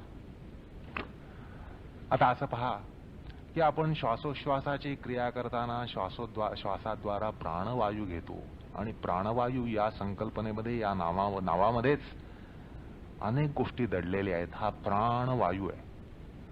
या प्राणवायूद्वारा शुद्ध असा वायू, शुद्ध अशी आपण शक्ती, ऊर्जा ही शरीरामध्ये घेत असतो आणि ही ऊर्जा फुफ्फुसामध्ये पोचल्यानंतर त्या ठिकाणी ज्या मज्जापेशी आहेत आणि त्या ठिकाणी ज्या सूक्ष्म रक्तवाहिन्या आहेत त्या रक्तवाहिन्यांमध्ये हा प्राणवायू मिसळतो, ही ऊर्जा मिसळते आणि सबंध शरीरभर ती पोचवली जाते.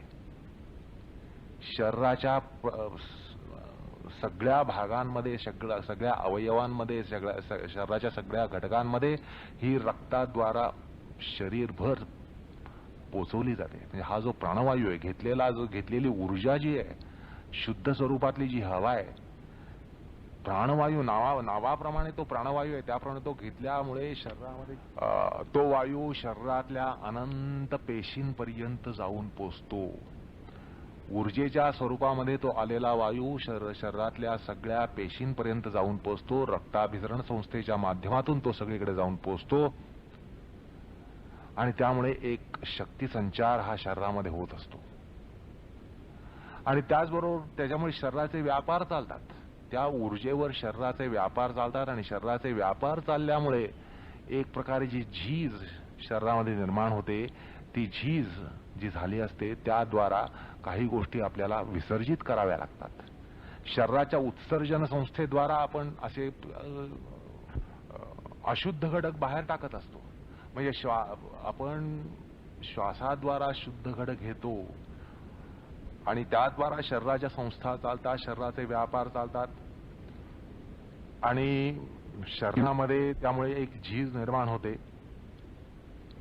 तसेच शरीरामध्ये अशुद्ध घटक असे निर्माण होतात आणि हे सगळे अशुद्ध घटक आणि शरीरात जी झीज झालेली असते त्या गोष्टी ज्या बाहेर विसर्जित करायला पाहिजे त्या आपण उत्सर्जन संस्थेद्वारा ज्या करतो, तसंच आपण उच्छ्वासाद्वारा करत असतो. उच्छ्वास हा एक उत्सर्जन प्रक्रियेतला महत्वाचा भाग आहे.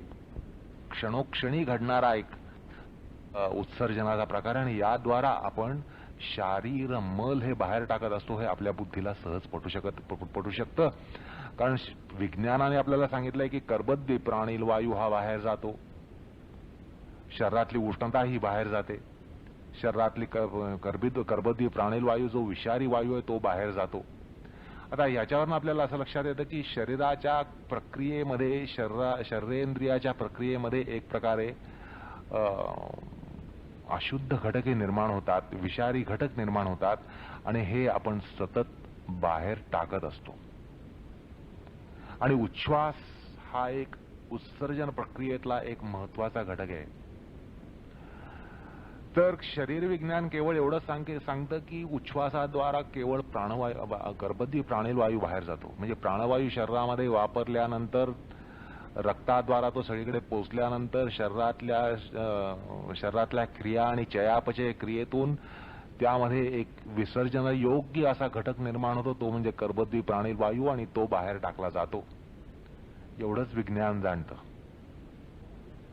पण असं आहे, केवळ आपल्या शरीराचे व्यापार चालत नसतात, शरीराबरोबर मनाचे व्यापार चालत असतात, चित्ताचे व्यापार चालू असतात, बुद्धीचे व्यापार चालू असतात. आणि या सगळ्या प्रक्रियेमध्ये बुद्धीमध्ये काहीतरी झीज निर्माण होत असते, मनामध्ये झीज निर्माण होत असते आणि त्या ठिकाणी उत्सर्जनीय असे काहीतरी घटक असतात. आणि ते कर्बद्दी प्राणील वायूच्या प्रकारानेच प्राप्त असतात असं म्हणण्याचं कारण नाही. तसं मानणं ही बुद्धिवादाची दिवाळखोरी आहे. त्यामुळे शरीरातले जसे अशुद्ध घटक उच्छ्वासाद्वारा जातात, तसेच शरीरामधली जी मानसिक संघटना आहे, चित्ताची संघटना आहे, मन, बुद्धी, अहंकार, भावना यांच्याद्वारा जी एक शरीरामध्ये व्यापार चालतात. शरीराचे व्यापार म्हणजे केवळ शरीरेंद्रिय, अंतरेंद्रियांचे व्यापार नसतात. आपल्याला शरीरातल्या संस्था माहिती आहेत, पचन संस्था, रक्ताभिसरण संस्था वगैरे वगैरे, तर केवळ त्या संस्थेचे व्यापार चालतात असं मानणं बरोबर नाही. तर त्याबरोबर एक मानसेंद्रिय संस्था जी आहे, चैतिक संस्था आहे, त्याचेही व्यापार चालत असतात आणि त्याच्या व्यापारामध्ये काही विसर्जनीय विसर्गाला योग्य असे काही घटक निर्माण होत असतात आणि त्यांचं विसर्जन या उच्छ्वासाद्वारा होत असतं. आता उच्छ्वासाद्वारा जशी शरीराची शुद्धी होते, श्वासाद्वारा शरीराची शुद्धी होते हे तर कोणालाही पटेल. प्राणवायू आत येतोय, ऊर्जा आत येते, पण त्याचबरोबर उच्छ्वासाबरोबरही शरीरातली अशुद्धी बाहेर जाते आणि अशुद्धी बाहेर जाणं हा एक विशुद्धीकरणाचा प्रकार आहे. अशुद्धीचं विसर्जन होणं, अशुद्धीचा विसर्ग होणं हा एक शुद्धीकरणाचा प्रकार आहे. तसंच चित्तामध्ये विसर्गनीय, विसर्गयोग्य असे जे काही घटक आहेत, विसर्गयोग्य असे जे काही परमाणू तयार होत असतील, त्यांचं सुद्धा विसर्जन या उच्छ्वासाद्वारा होत असतं. त्यामुळे जसं शरीराची शुद्धी ही उच्छ्वासामुळे होते हे आपल्याला पटतं, तसंच मनाची शुद्धी उच्छ्वासामुळे होते हे आपल्याला मान्य करावं लागतं. आणि योगशास्त्राचा हा शोध आहे. योगशास्त्राने ही गोष्ट शास्त्रतः मांडलेली आहे, त्यामागचं सिद्धांतन त्यांनी केलेलं आहे. आणि त्यामुळे सूत्रकार या ठिकाणी सांगतात की उच्छ्वास प्राणायामाद्वारा तुम्ही मनातील अशुद्धी बाहेर घालवता, अर्थात चित्तातली अशुद्धी बाहेर घालवता. आता चित्तातली अशुद्धी बाहेर जाते म्हणजे याचाच अर्थ दुसऱ्या शब्दात सांगायचं म्हणजे चित्ताची शुद्धी होते. चित्ताची शुद्धी होते म्हणजे चित्ताचं विशुद्धीकरण होतं. चित्ताचं विशुद्धीकरण होतं म्हणजे चित्ताचं परिकर्म होतं. चित्ताचं परिकर्म होतं म्हणजे चित्ताचं प्रसादन होतं. कारण चित्ताची शुद्धी ही चित्ताची प्रसन्नावस्था आहे, चित्ताची अशुद्धी ही चित्ताची क्षोभावस्था आहे. अलग लक्षात. चित्ताची अशुद्धी म्हणजे चित्ताचा क्षोभ आहे आणि चित्ताची विशुद्धी म्हणजे चित्ताची सौमनस्यावस्था आहे. सौम्य मनस अशी जी अवस्था आहे किंवा प्रशांतावस्था आहे ती चित्ताची विशुद्धावस्था आहे. आणि उच्छ्वासाद्वारा अशुद्धी बाहेर टाकून विशुद्धी निर्माण करण्याचा प्रकार संभवतो आणि त्या दृष्टीनं या ठिकाणी चित्त प्रसादन हा जो प्रकार सांगितलाय तो अत्यंत सुसंगत आहे, अत्यंत शास्त्र सुसंगत आहे, अत्यंत विज्ञाननिष्ठ आहे. असो तर हा एक प्रकार असा आहे की श्वासोच्छ्वासाचा प्रकार असा आहे की श्वासाद्वारा म्हणजे श्वास आत घेण्याच्या क्रियेमध्ये फुफ्फुसामध्ये प्राणवायू, वायुकोशामध्ये प्राणवायू घेतला जातो आणि त्या प्राणवायू फुफ्फुसामध्ये गेल्यानंतर रक्तवाहिन्यांमध्ये तो पसरला जातो. रक्तवाहिन्यांद्वारा तो शरीरभर प्रसारित होतो आणि त्यानंतर शरीराची झीज जी होते, शरीराच्या क्रियेमुळे जी झीज होते ती पुन्हा रक्तवाहिन्यांद्वारा हृदयाकडे येत असते. त्याला नीला असं म्हणतात कारण त्याच्यामध्ये थोडंसं कृष्णवर्ण असं नीलवर्णात्मक असं अशुद्ध रक्त हे हृदयाकडे येत असतं. अलग लक्षात. ऊर्जा वापरून झाल्यानंतर कसं आहे की वाहनामध्ये पेट्रोल टाकून आपण वाहन चालवतो आणि वाहन चालवताना धूर निर्माण होतो आणि धूर बाहेर प्रदूषण निर्माण करतो कारण तो एक अशुद्ध घटक असतो. तसंच शरीराच्या क्रियेमध्ये अशुद्ध घटक निर्माण होतात आणि ते अशुद्ध घटक हे नीलेद्वारा रक्तवाहिन्यांमध्ये नीलांचा जो प्रकार आहे त्यामध्ये ते रक्त काळ्या रंगाचं किंवा कृष्णवर्णाचं किंवा नीलवर्णाचं असं अशुद्ध रक्त हे हृदयाकडे येत असतं. अर्थात ज्या हृदयाद्वारा लाल रंगाचं शुद्ध रक्त शरीरभर जातं म्हणजे फुफ्फुसातून आलेली हवा त्याद्वारा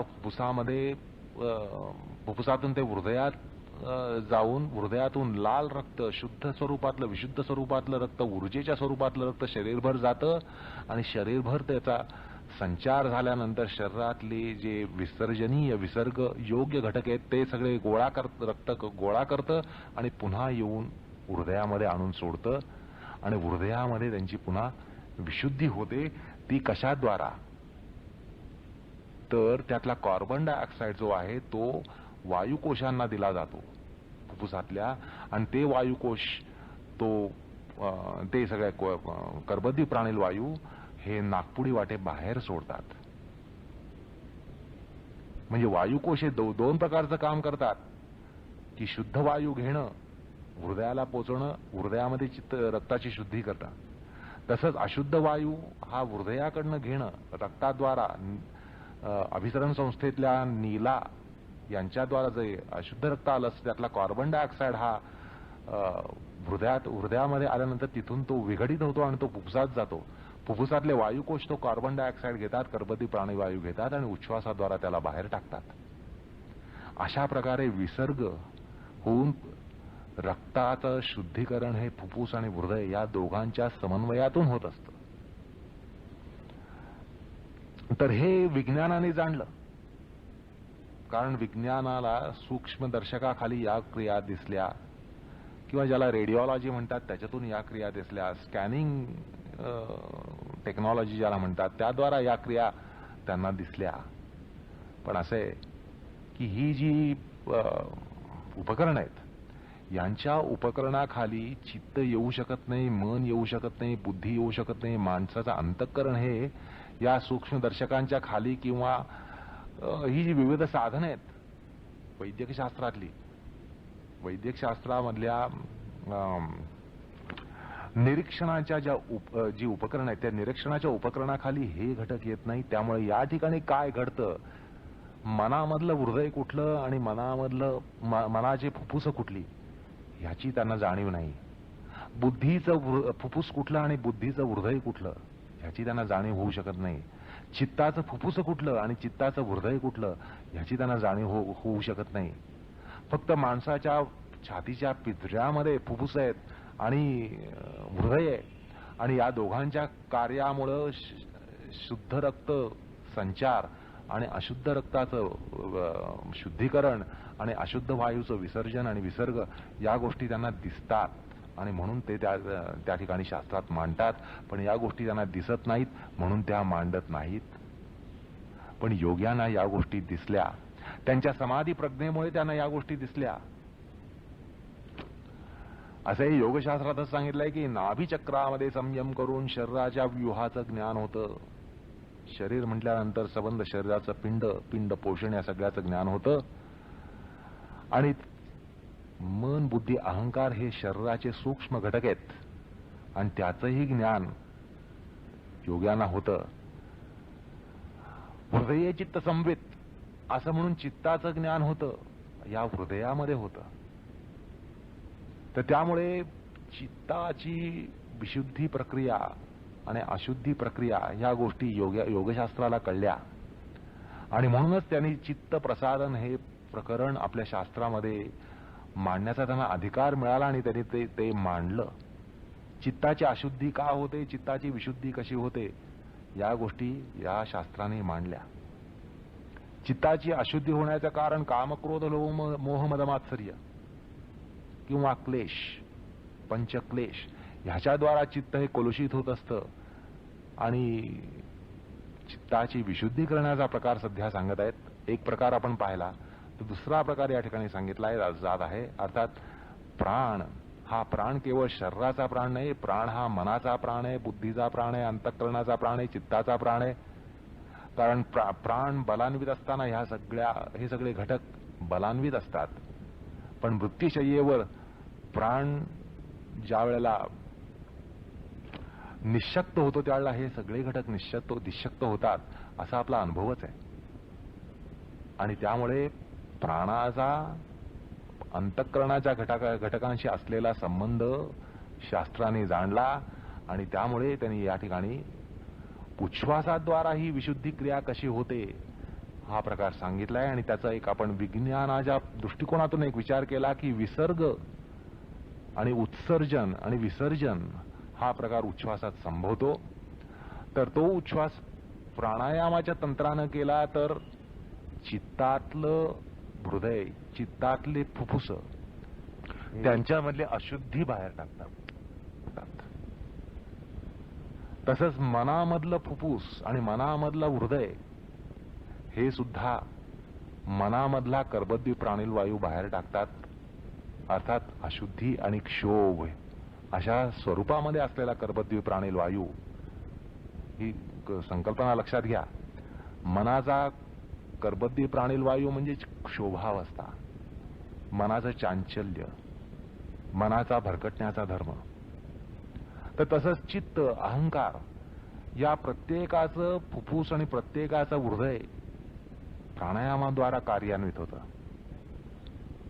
आणि त्यामुळे चित्ताचं फुफ्फुस चित्ताचं हृदय, मनाचं हृदय फुफ्फुस मनाचं हृदय, अहंकाराचं फुफ्फुस अहंकाराचं हृदय यांच्या कार्यामुळे चित्ताची विशुद्धी ही होत असते असं एकूण या ठिकाणी योगशास्त्र सांगतंय. असो, आता असं पहा की आपण ज्यावेळेला श्वासोच्छ्वास करतो त्यावेळेला उच्छ्वास हा जर आपण अनेक कारणाने अपर्याप्त झाला, पुरेसा झाला नाही, आणि असं होण्याचं कारण असतं, अनेक चैतिक कारण असतात, शारीरिक कारण असतात की ज्यामुळे उच्छ्वास हा पुरेसा होत नाही. पण ज्याला रेसिड्युअल एअर असं म्हणतात, म्हणजे फुफ्फुसामध्ये एक विशिष्ट पातळीमध्ये हवा कायम असते, तर ती जी आहे ती पातळी हळूहळू वर यायला लागली तर असं अर्थ होतो की फुफ्फुसामध्ये मलधारण हे जास्त प्रमाणात होतं. म्हणजे असं लक्षात घ्या की समजा असं विचार केला की एक 10% हा फुफ्फुसातला रेसिड्युअल एअरचा घटक आहे. आता हा 10%चा जर 15% आणि 20% आणि 35%वर गेला तर फुफ्फुसामध्ये मलान्वित घटक हे जास्त असतात. पण ज्यावेळेला आपण प्राणायामाच्या तंत्रानं अतिरिक्त उच्छ्वास करतो किंवा जास्त उच्छ्वास करतो त्यावेळेला काय होतं की हा जो रेसिड्युअल एअरचा त्याची जी पातळी आहे ती पातळी खाली येते. अर्थात ती पातळी खाली आल्यामुळे काय होतं की तितके वायुकोश तितक्या प्रमाणामध्ये रिकामे होतात. आलं का लक्षात? आणि त्यामुळे एक फुफ्फुसामधलं अंगभूत प्रदूषण हे कमी होतं. फुफ्फुसामधलं अंगभूत प्रदूषण हे कमी होत असतं. आलं का लक्षात? ज्या वेळेला श्वासोच्छ्वासा उथळ चालतो, अनेक कारणाने शारीरिक व्याधी असते, मानसिक व्याधी असते, अशा कारणाने श्वासोच्छ्वासावर परिणाम हा होतो. आणि त्यामुळे जर श्वासोच्छ्वास हा उथळ व्हायला लागला तर काय होतं की हळूहळू शरीरामध्ये या अंगभूत हवेची पातळी वाढत जाते, ज्याला रेसिड्युअल एअर म्हणतात. तर ही शिल्लक असणारी हवा कायम राहते हृदयामध्ये, फुफ्फुसामध्ये. मग त्याची जी पातळी वाढत गेली तर त्याचा साहजिकच अनिष्ट परिणाम होतो. पण हा जो प्रच्छर्दन प्रकार सांगितला, उच्छ्वासाचं वमन करणं, अतिरिक्त उच्छ्वास करणं, हा जो प्रकार सांगितला, जास्त नियंत्रणानं उच्छ्वास करणं हा जो प्रकार सांगितला, त्याद्वारा आपण ही पातळी खाली आणू शकतो आणि त्यामुळे शरीरातली शुद्धी प्रक्रिया ही निश्चितच बलान्वित होते. आणि असं पहा की जितक्या प्रमाणात आपण उच्छ्वास जास्त करू शकतो तितक्या प्रमाणात आपले श्वासही वाढू शकतो. जितक्या प्रमाणात आपण फुफ्फुसही रिकामी करू तितक्या प्रमाणामध्ये फुफ्फुसामध्ये जास्त प्राणवायू येण्याची शक्यताही वाढते आणि त्यामुळे एकूण ऊर्जाही जास्त प्रमाणात शरीरामध्ये येऊ शकते.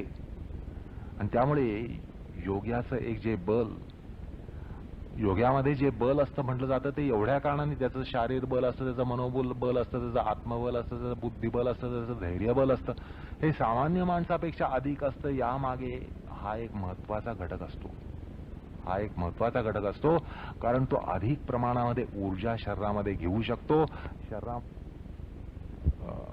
योग्य प्रमाणामध्ये त्याचं तो वाटप करू शकतो आणि त्याचा योग्य विनियोग हा योगी करू शकतो. तर या ठिकाणी प्रच्छर्दनाद्वारा उच्छ्वास सोडल्यानंतर किंवा सोडण्यामध्ये एक नियंत्रण आणल्यामुळे योग्याला अशा प्रकारचं सगळं चैतिक बल प्राप्त होतं, मनोबल प्राप्त होतं, बौद्धिक बल प्राप्त होतं आणि त्याद्वारा तो चित्त प्रसादनाचा एक प्रकार स्वाभाविकपणे हाताळू शकतो. आता आधुनिक काळामध्ये आपण टेन्शन आणि स्ट्रेस हा भाग फार अनुभवतो. आधुनिक काळ असा आहे की अत्यंत धकाधकीचा काळ आहे आणि त्या धकाधकीच्या आणि धावपळीच्या काळामध्ये, स्पर्धेच्या काळामध्ये ही स्पर्धा, ही धावपळ, ही धकाधकी, ही धक्काबुक्की ह्याच्यामुळे माणसाचं जीवन हे अत्यंत गुंतागुंतीचं झालेलं आहे. त्याच्यामुळे रक्तदाबाचे विकार किती आहेत, किती प्रमाणात आहेत हे काही आज सांगण्याचं कारण नाही. जीवनच असं गुंतागुंतीचं झालेलं आहे, स्पर्धात्मक जीवन आहे, धकाधकीचं जीवन आहे. जीवनामधली ज्याला जीवनातला सरळपणा गेलाय.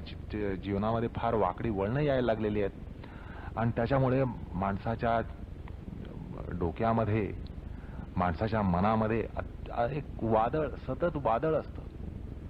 माणसाच्या मनामध्ये सतत वादळ चालू असतं, विचारांचं वादळ असतं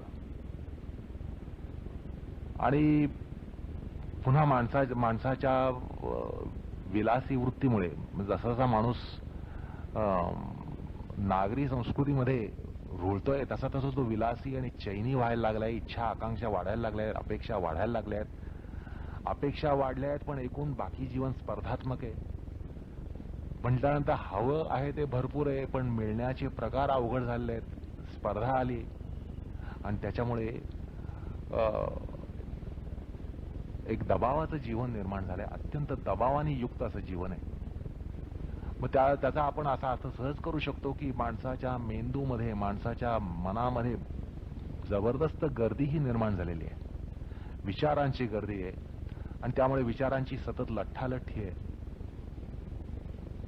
आणि त्यामुळे माणसाचं मन रिकामं होणं ही प्रक्रिया फार महत्वाची ठरते. माणसाचा मेंदू ह्याच्यामध्ये विसर्ग एक वेगळ्या गतीनं निर्माण होणं हे फार आवश्यक झालेलं आहे. ज्याला डिस्टेन्शन म्हणतात, तो डिस्टेन्शनचा प्रकार हा अत्यावश्यक झालेला आहे. हायपर टेन्शन इतकं वाढलेलं आहे. त्यामुळे मेंदूमध्ये एक उत्सर्जन होण्याची प्रक्रिया ही आज अत्यंत आवश्यक आहे.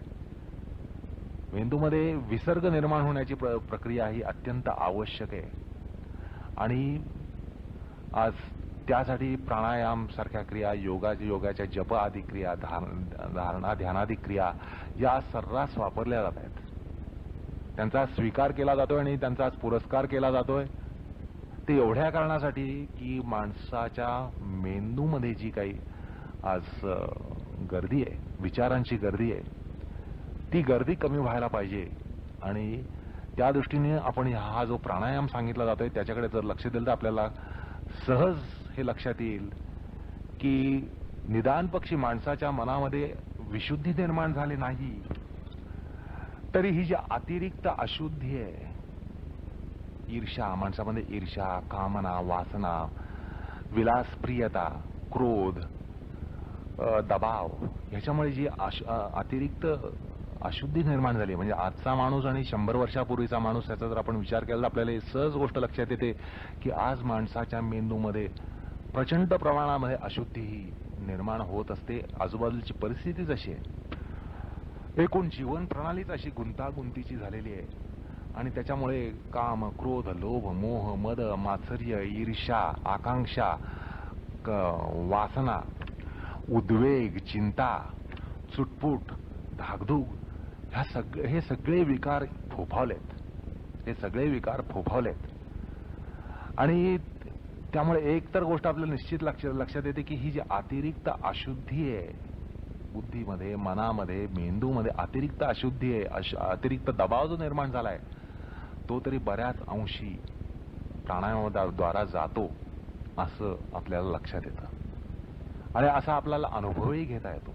म्हणजे सर्वसामान्य माणूस जो आहे तो अशा जीवन व्यापारामध्ये, अशा जीवन निष्ठेमध्ये, अशा जीवन प्रणालीमध्ये जीवन जगत असताना सुद्धा त्याला या प्राणायामाद्वारा ही अतिरिक्त अशुद्धी जी आहे त्याला एक या ठिकाणी विसर्ग मिळतो. त्यामुळे आपल्याला असं वाटतं की आता मला शांत वाटतं. आता खरं म्हणजे शांत काही वाटत नसतं. ती धाकधूक, चिंता आणि उद्विग्नता, चित्तातला बुद्धीतला ताणतणाव, मनावरचा ताणतणाव, हा ताणतणाव जातो आणि तो गेलेला असल्यामुळे आपल्याला वाटतं आता मला शांत वाटतंय. आलं का लक्षात? म्हणजे हे कसं आहे की माणूस ज्यावेळेला व्याधी पीडित असतो आणि ती व्याधी गेल्यानंतर तो काय एकदम ठणठणीत होत नाही, पण व्याधी गेल्यानंतर आपण ज्यावेळेला त्याला उठता बसता पाहतो त्यावेळेला म्हणतात तुला बरं आहे का? हो, तो म्हणतो आता बरं आहे. आता बरं आहे म्हणजे काही बरं नाहीये, फक्त जे बरं नव्हतं ते गेलेलं आहे. म्हणजे ती एक अभावात्मक अशी आरोग्याची अवस्था आहे आणि त्याच्यानंतर कालांतरानं त्याला ते आरोग्य मिळणार असतं. तर तसं या ठिकाणी आपला ताणतणाव गेल्यामुळे आपल्याला वाटतं की मन शांत झालं, आता बरं वाटतंय. तर हे बरं वाटतं खऱ्या अर्थाने बरं वाटत नसतं. बरं वाटत नसण्याचा प्रकार संपलेला असतो, एवढाच त्या ठिकाणी अर्थ असतो. मग आपला तुम्हा जनसामान्यांना जर ह्याचा असा अनुभव येत असेल की आपल्यामधले ताणतणाव कमी होतात, चित्ताला एक प्रकारे शांतावस्था येते. शांतावस्था येते म्हणजे पुन्हा स्पष्ट सांगायचं म्हणजे अशांतावस्था जाते, क्षोभावस्था जाते. म्हणजे आपल्यामध्ये जर एवढ्या प्रचंड प्रमाणामध्ये जर परिणाम होऊ शकत असेल या अशुद्धी निस्सरणाचा, अशुद्धीच्या विसर्जनाचा जर एवढा परिणाम होत असेल, तर योगी जो असतो, ज्याचं जीवन अत्यंत निर्मळ असतं, सरळ निर्मळ असं जीवन असतं, साधं जीवन असतं, आचार विचार सगळे सात्विक असतात, त्याला प्राणायामाचा परिणाम किती होत असेल याची आपण केवळ कल्पनाच करावी. म्हणजे तो मुळात शांत स्वभावाचा असतो. मुळात त्याच्यामध्ये चिंता, उद्वेग, ताण तणाव, धकाधकी या गोष्टी नसतात. वासना, ईर्ष्या ह्याचे वणवे त्याच्या अंतःकरणात नसतात. हे कुठलेच वणवे नसताना जे काय शांत होत असेल ते काय शांत होत असेल याचा क्षणभर विचार करावा. कारण तुमच्या आमच्या अंतःकरणामध्ये वणवे शांत होतात, तुमच्या आमच्या अंतःकरणामध्ये वणवे शांत होत असतात, पण ज्या योग्यामध्ये वणवेच नसतात, मग त्याच्यामध्ये काय होत असेल याचा क्षणभर आपण केवळ विचारच करावा. अर्थात विचाराची क्षितिज इतकी विस्तारलेली असतील त्या ठिकाणी, मग त्या ठिकाणी आपल्याला असं सहज लक्षात येईल की योग्याला चित्ताचा प्रसाद जो मिळू शकतो तो खरोखर या उच्छ्वासाच्या प्राणायामानं सुद्धा किती प्रचंड प्रमाणात मिळतो हे आपल्याला लक्षात येईल. तर अशामुळे या ठिकाणी चित्त प्रसादन सांगितलंय. म्हणजे जो प्रथित यश असा जो योगी असेल, योग साधक असेल, त्याला चित्त प्रसादन हे निश्चितच प्राप्त होतं. चित्तामध्ये विलक्षण सौम्यता येते आणि त्याला चित्ताचा प्रसाद मिळतो. पण तुम्हा जनसामान्यांना सुद्धा फायदा कसा होतो, तर चित्तातले वणवे विसतात, चित्तामधले वणवे विसतात, चित्तातली अतिरिक्त अशुद्धी संपते, चित्तातल्या अतिरिक्त अशुद्धीला एक वाट मिळते. म्हणजे अंतःकरणातलं प्रदूषण कमी होतं. शरीरातलं जसं प्रदूषण कमी होतं तसंच अंतःकरणातलं, बुद्धीतलं, मनातलं प्रदूषण हे कमी होतं. त्यामुळे बऱ्याच अंशी आपल्याला ती एक विशुद्धावस्था ही प्राप्त होत असते. तर अशा प्रकारे योगशास्त्राने एक विलक्षण प्रकार या ठिकाणी सांगितला आहे की चित्त प्रसादन, चित्त विशुद्धीकरण, चित्तातलं मलनिस्सारण हे कसं होऊ शकतं ते या ठिकाणी या सूत्रशास्त्राला सांगायचं आहे. तर अशा प्रकारे आपण हा प्रकार या ठिकाणी पाहिला. उच्छ्वास प्राणायामाचा विशेषतः चित्त प्रसादनाशी, चित्त शांतावस्थेसाठी किंवा चित्त शांतावस्थेशी कसा संबंध असतो तो प्रकार आपण या ठिकाणी त्या मागील 34व्या सूत्राच्या संदर्भातून पाहिला. आता आपण या सूत्राच्या विचाराला लागूया. असं आहे, प्राणायाम हा प्राधान्यानं चैतिक असल्यानं तद्वारा, प्राणायामाद्वारा चित्ताला अभिमत असलेला परिणाम, चित्तावरचा परिणाम, शास्त्रता सांगायचं म्हणजे धर्मलक्षण अवस्था परिणाम, चित्तावर त्रिविध परिणाम होत असतात. तर चित्तावर अभिमत असा धर्मलक्षण अवस्था परिणाम प्राणायामाद्वारा साधतो. असं आहे की चित्ताचा प्राणायामाद्वारा जो परिणाम असतो त्यात आता त्रिविधता सांगितली. धर्म परिणाम, दुसरा म्हणजे लक्षण परिणाम, तिसरा म्हणजे अवस्था परिणाम.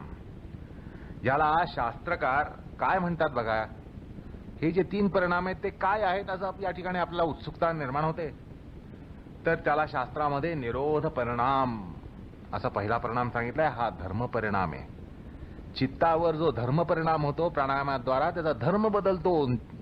कसा?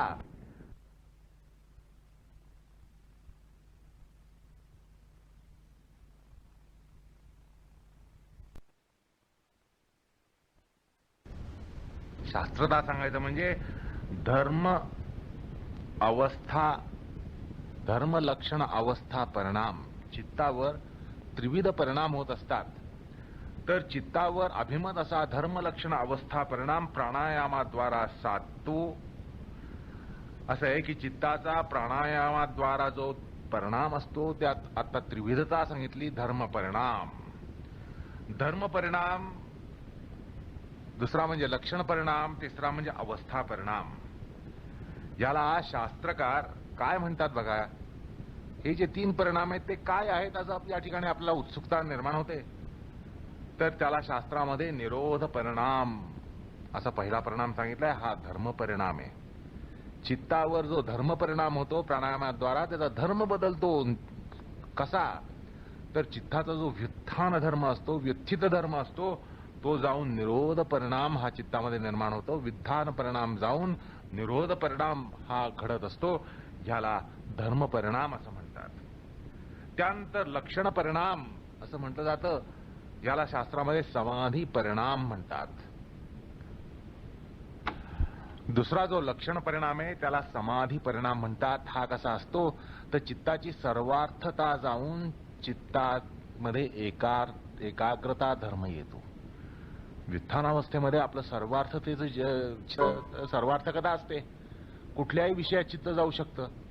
पण समाधी परिणामामध्ये काय होतं की चित्ताची सर्वार्थता म्हणून त्याचं जे लक्षण असतं ते लक्षण जाऊन एकाग्रता लक्षण त्या ठिकाणी उदित होतं. त्याला लक्षण परिणाम म्हणतात. त्यानंतर एकाग्रता परिणाम हा तिसरा आहे. तो अवस्था परिणाम आहे. ज्या ठिकाणी तैलवत धारा ही निर्माण होते.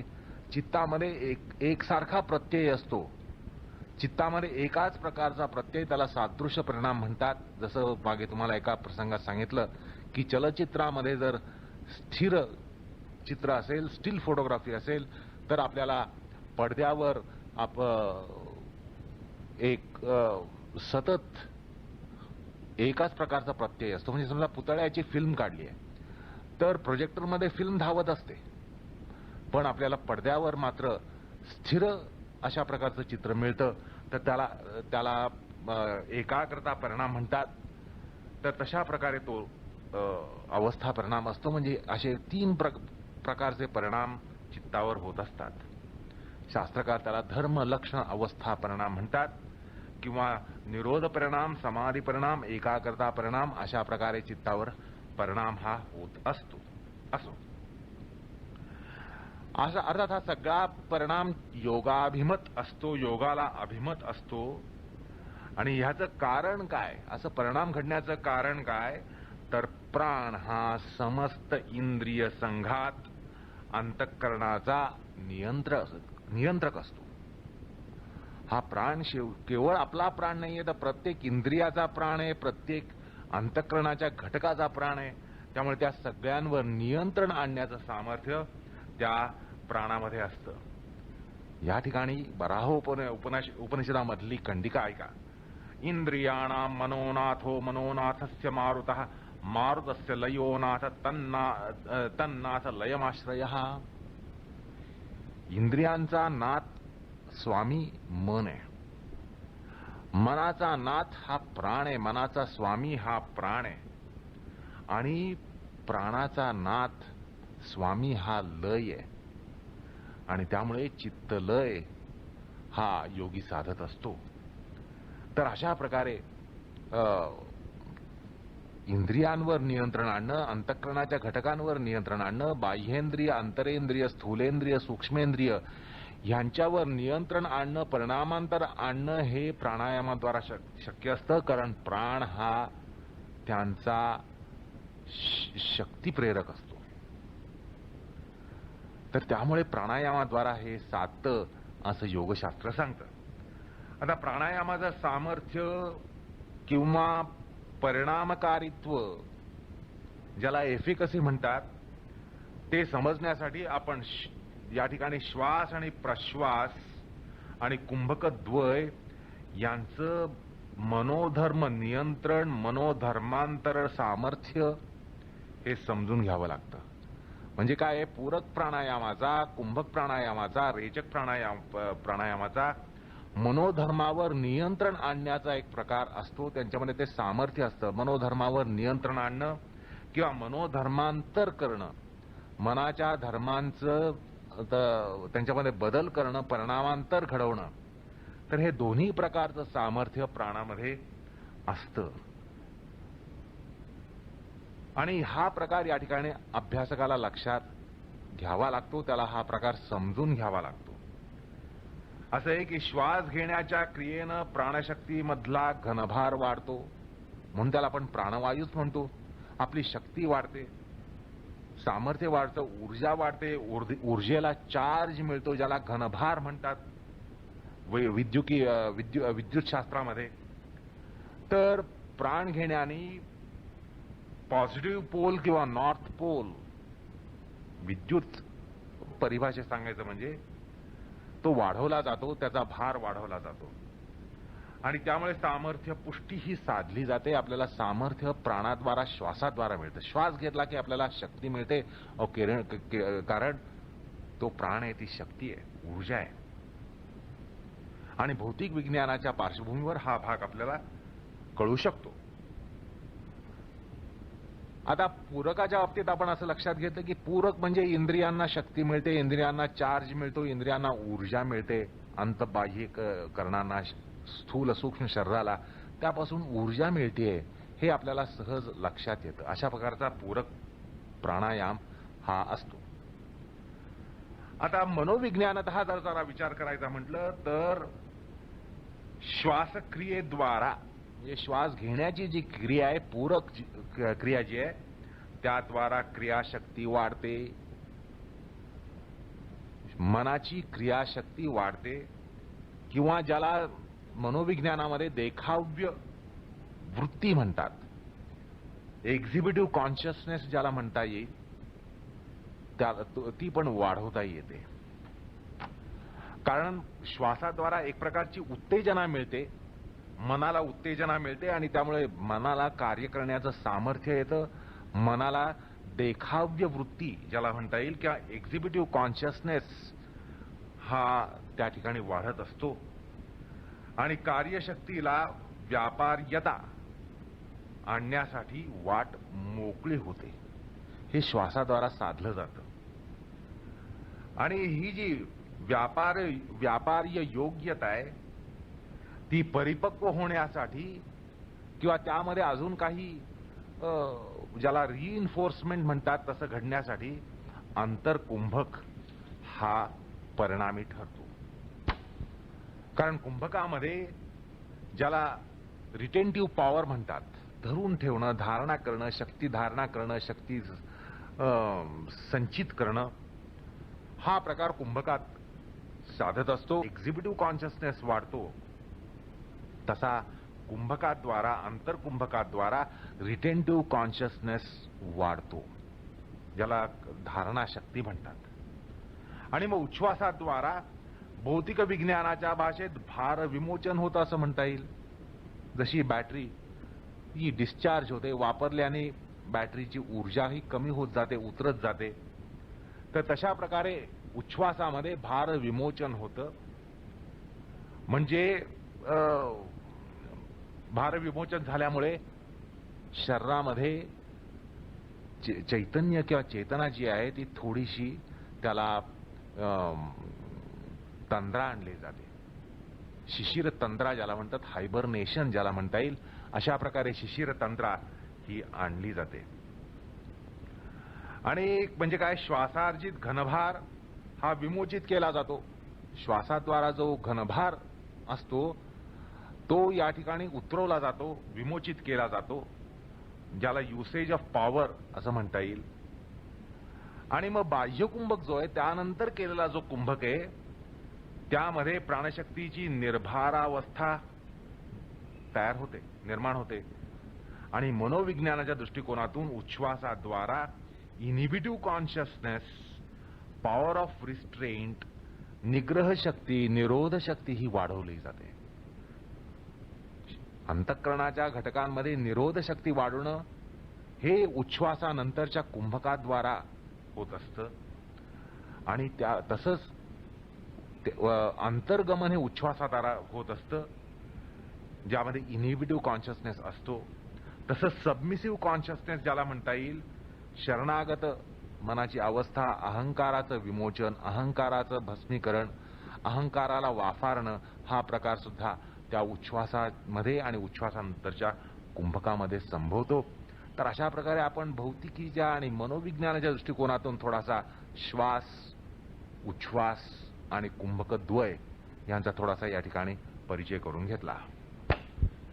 म्हणजे सांगण्याचा हा प्रयत्न होता की प्राणायामाद्वारा, विशिष्ट प्रकारच्या श्वास आणि उच्छ्वासाद्वारा आपण आपल्या अंतःकरणामध्ये, शरीरामध्ये विविध प्रकारची सामर्थ्य ही निर्माण करत असतो. Executive consciousness, retentive consciousness, inhibitive consciousness, submissive consciousness. तर या गोष्टी आपल्याला अंतःकरणामध्ये एक धर्म परिणाम हा निर्माण करता येतो. अंतःकरणाचा धर्म बदलू शकत असतो. शरीरामध्ये सुद्धा परिणाम होऊ शकतो. श्वास घेतल्यानंतरचं शरीर, श्वास सोडल्यानंतरचं शरीर, यामध्ये शरीराच्या पेशींमध्ये परिणामांतर हे होत असतं. अशा प्रकारे प्राणायामाद्वारा शरीरधर्मामध्ये, मनोधर्मामध्ये परिणाम होत असतो, होऊ शकतो, हे सांगण्याचा प्रयत्न या ठिकाणी झालेला आहे. आता या पुढला विचार आपण पुढल्या प्रसंगात करूया. कृष्णार्पणमस्तु.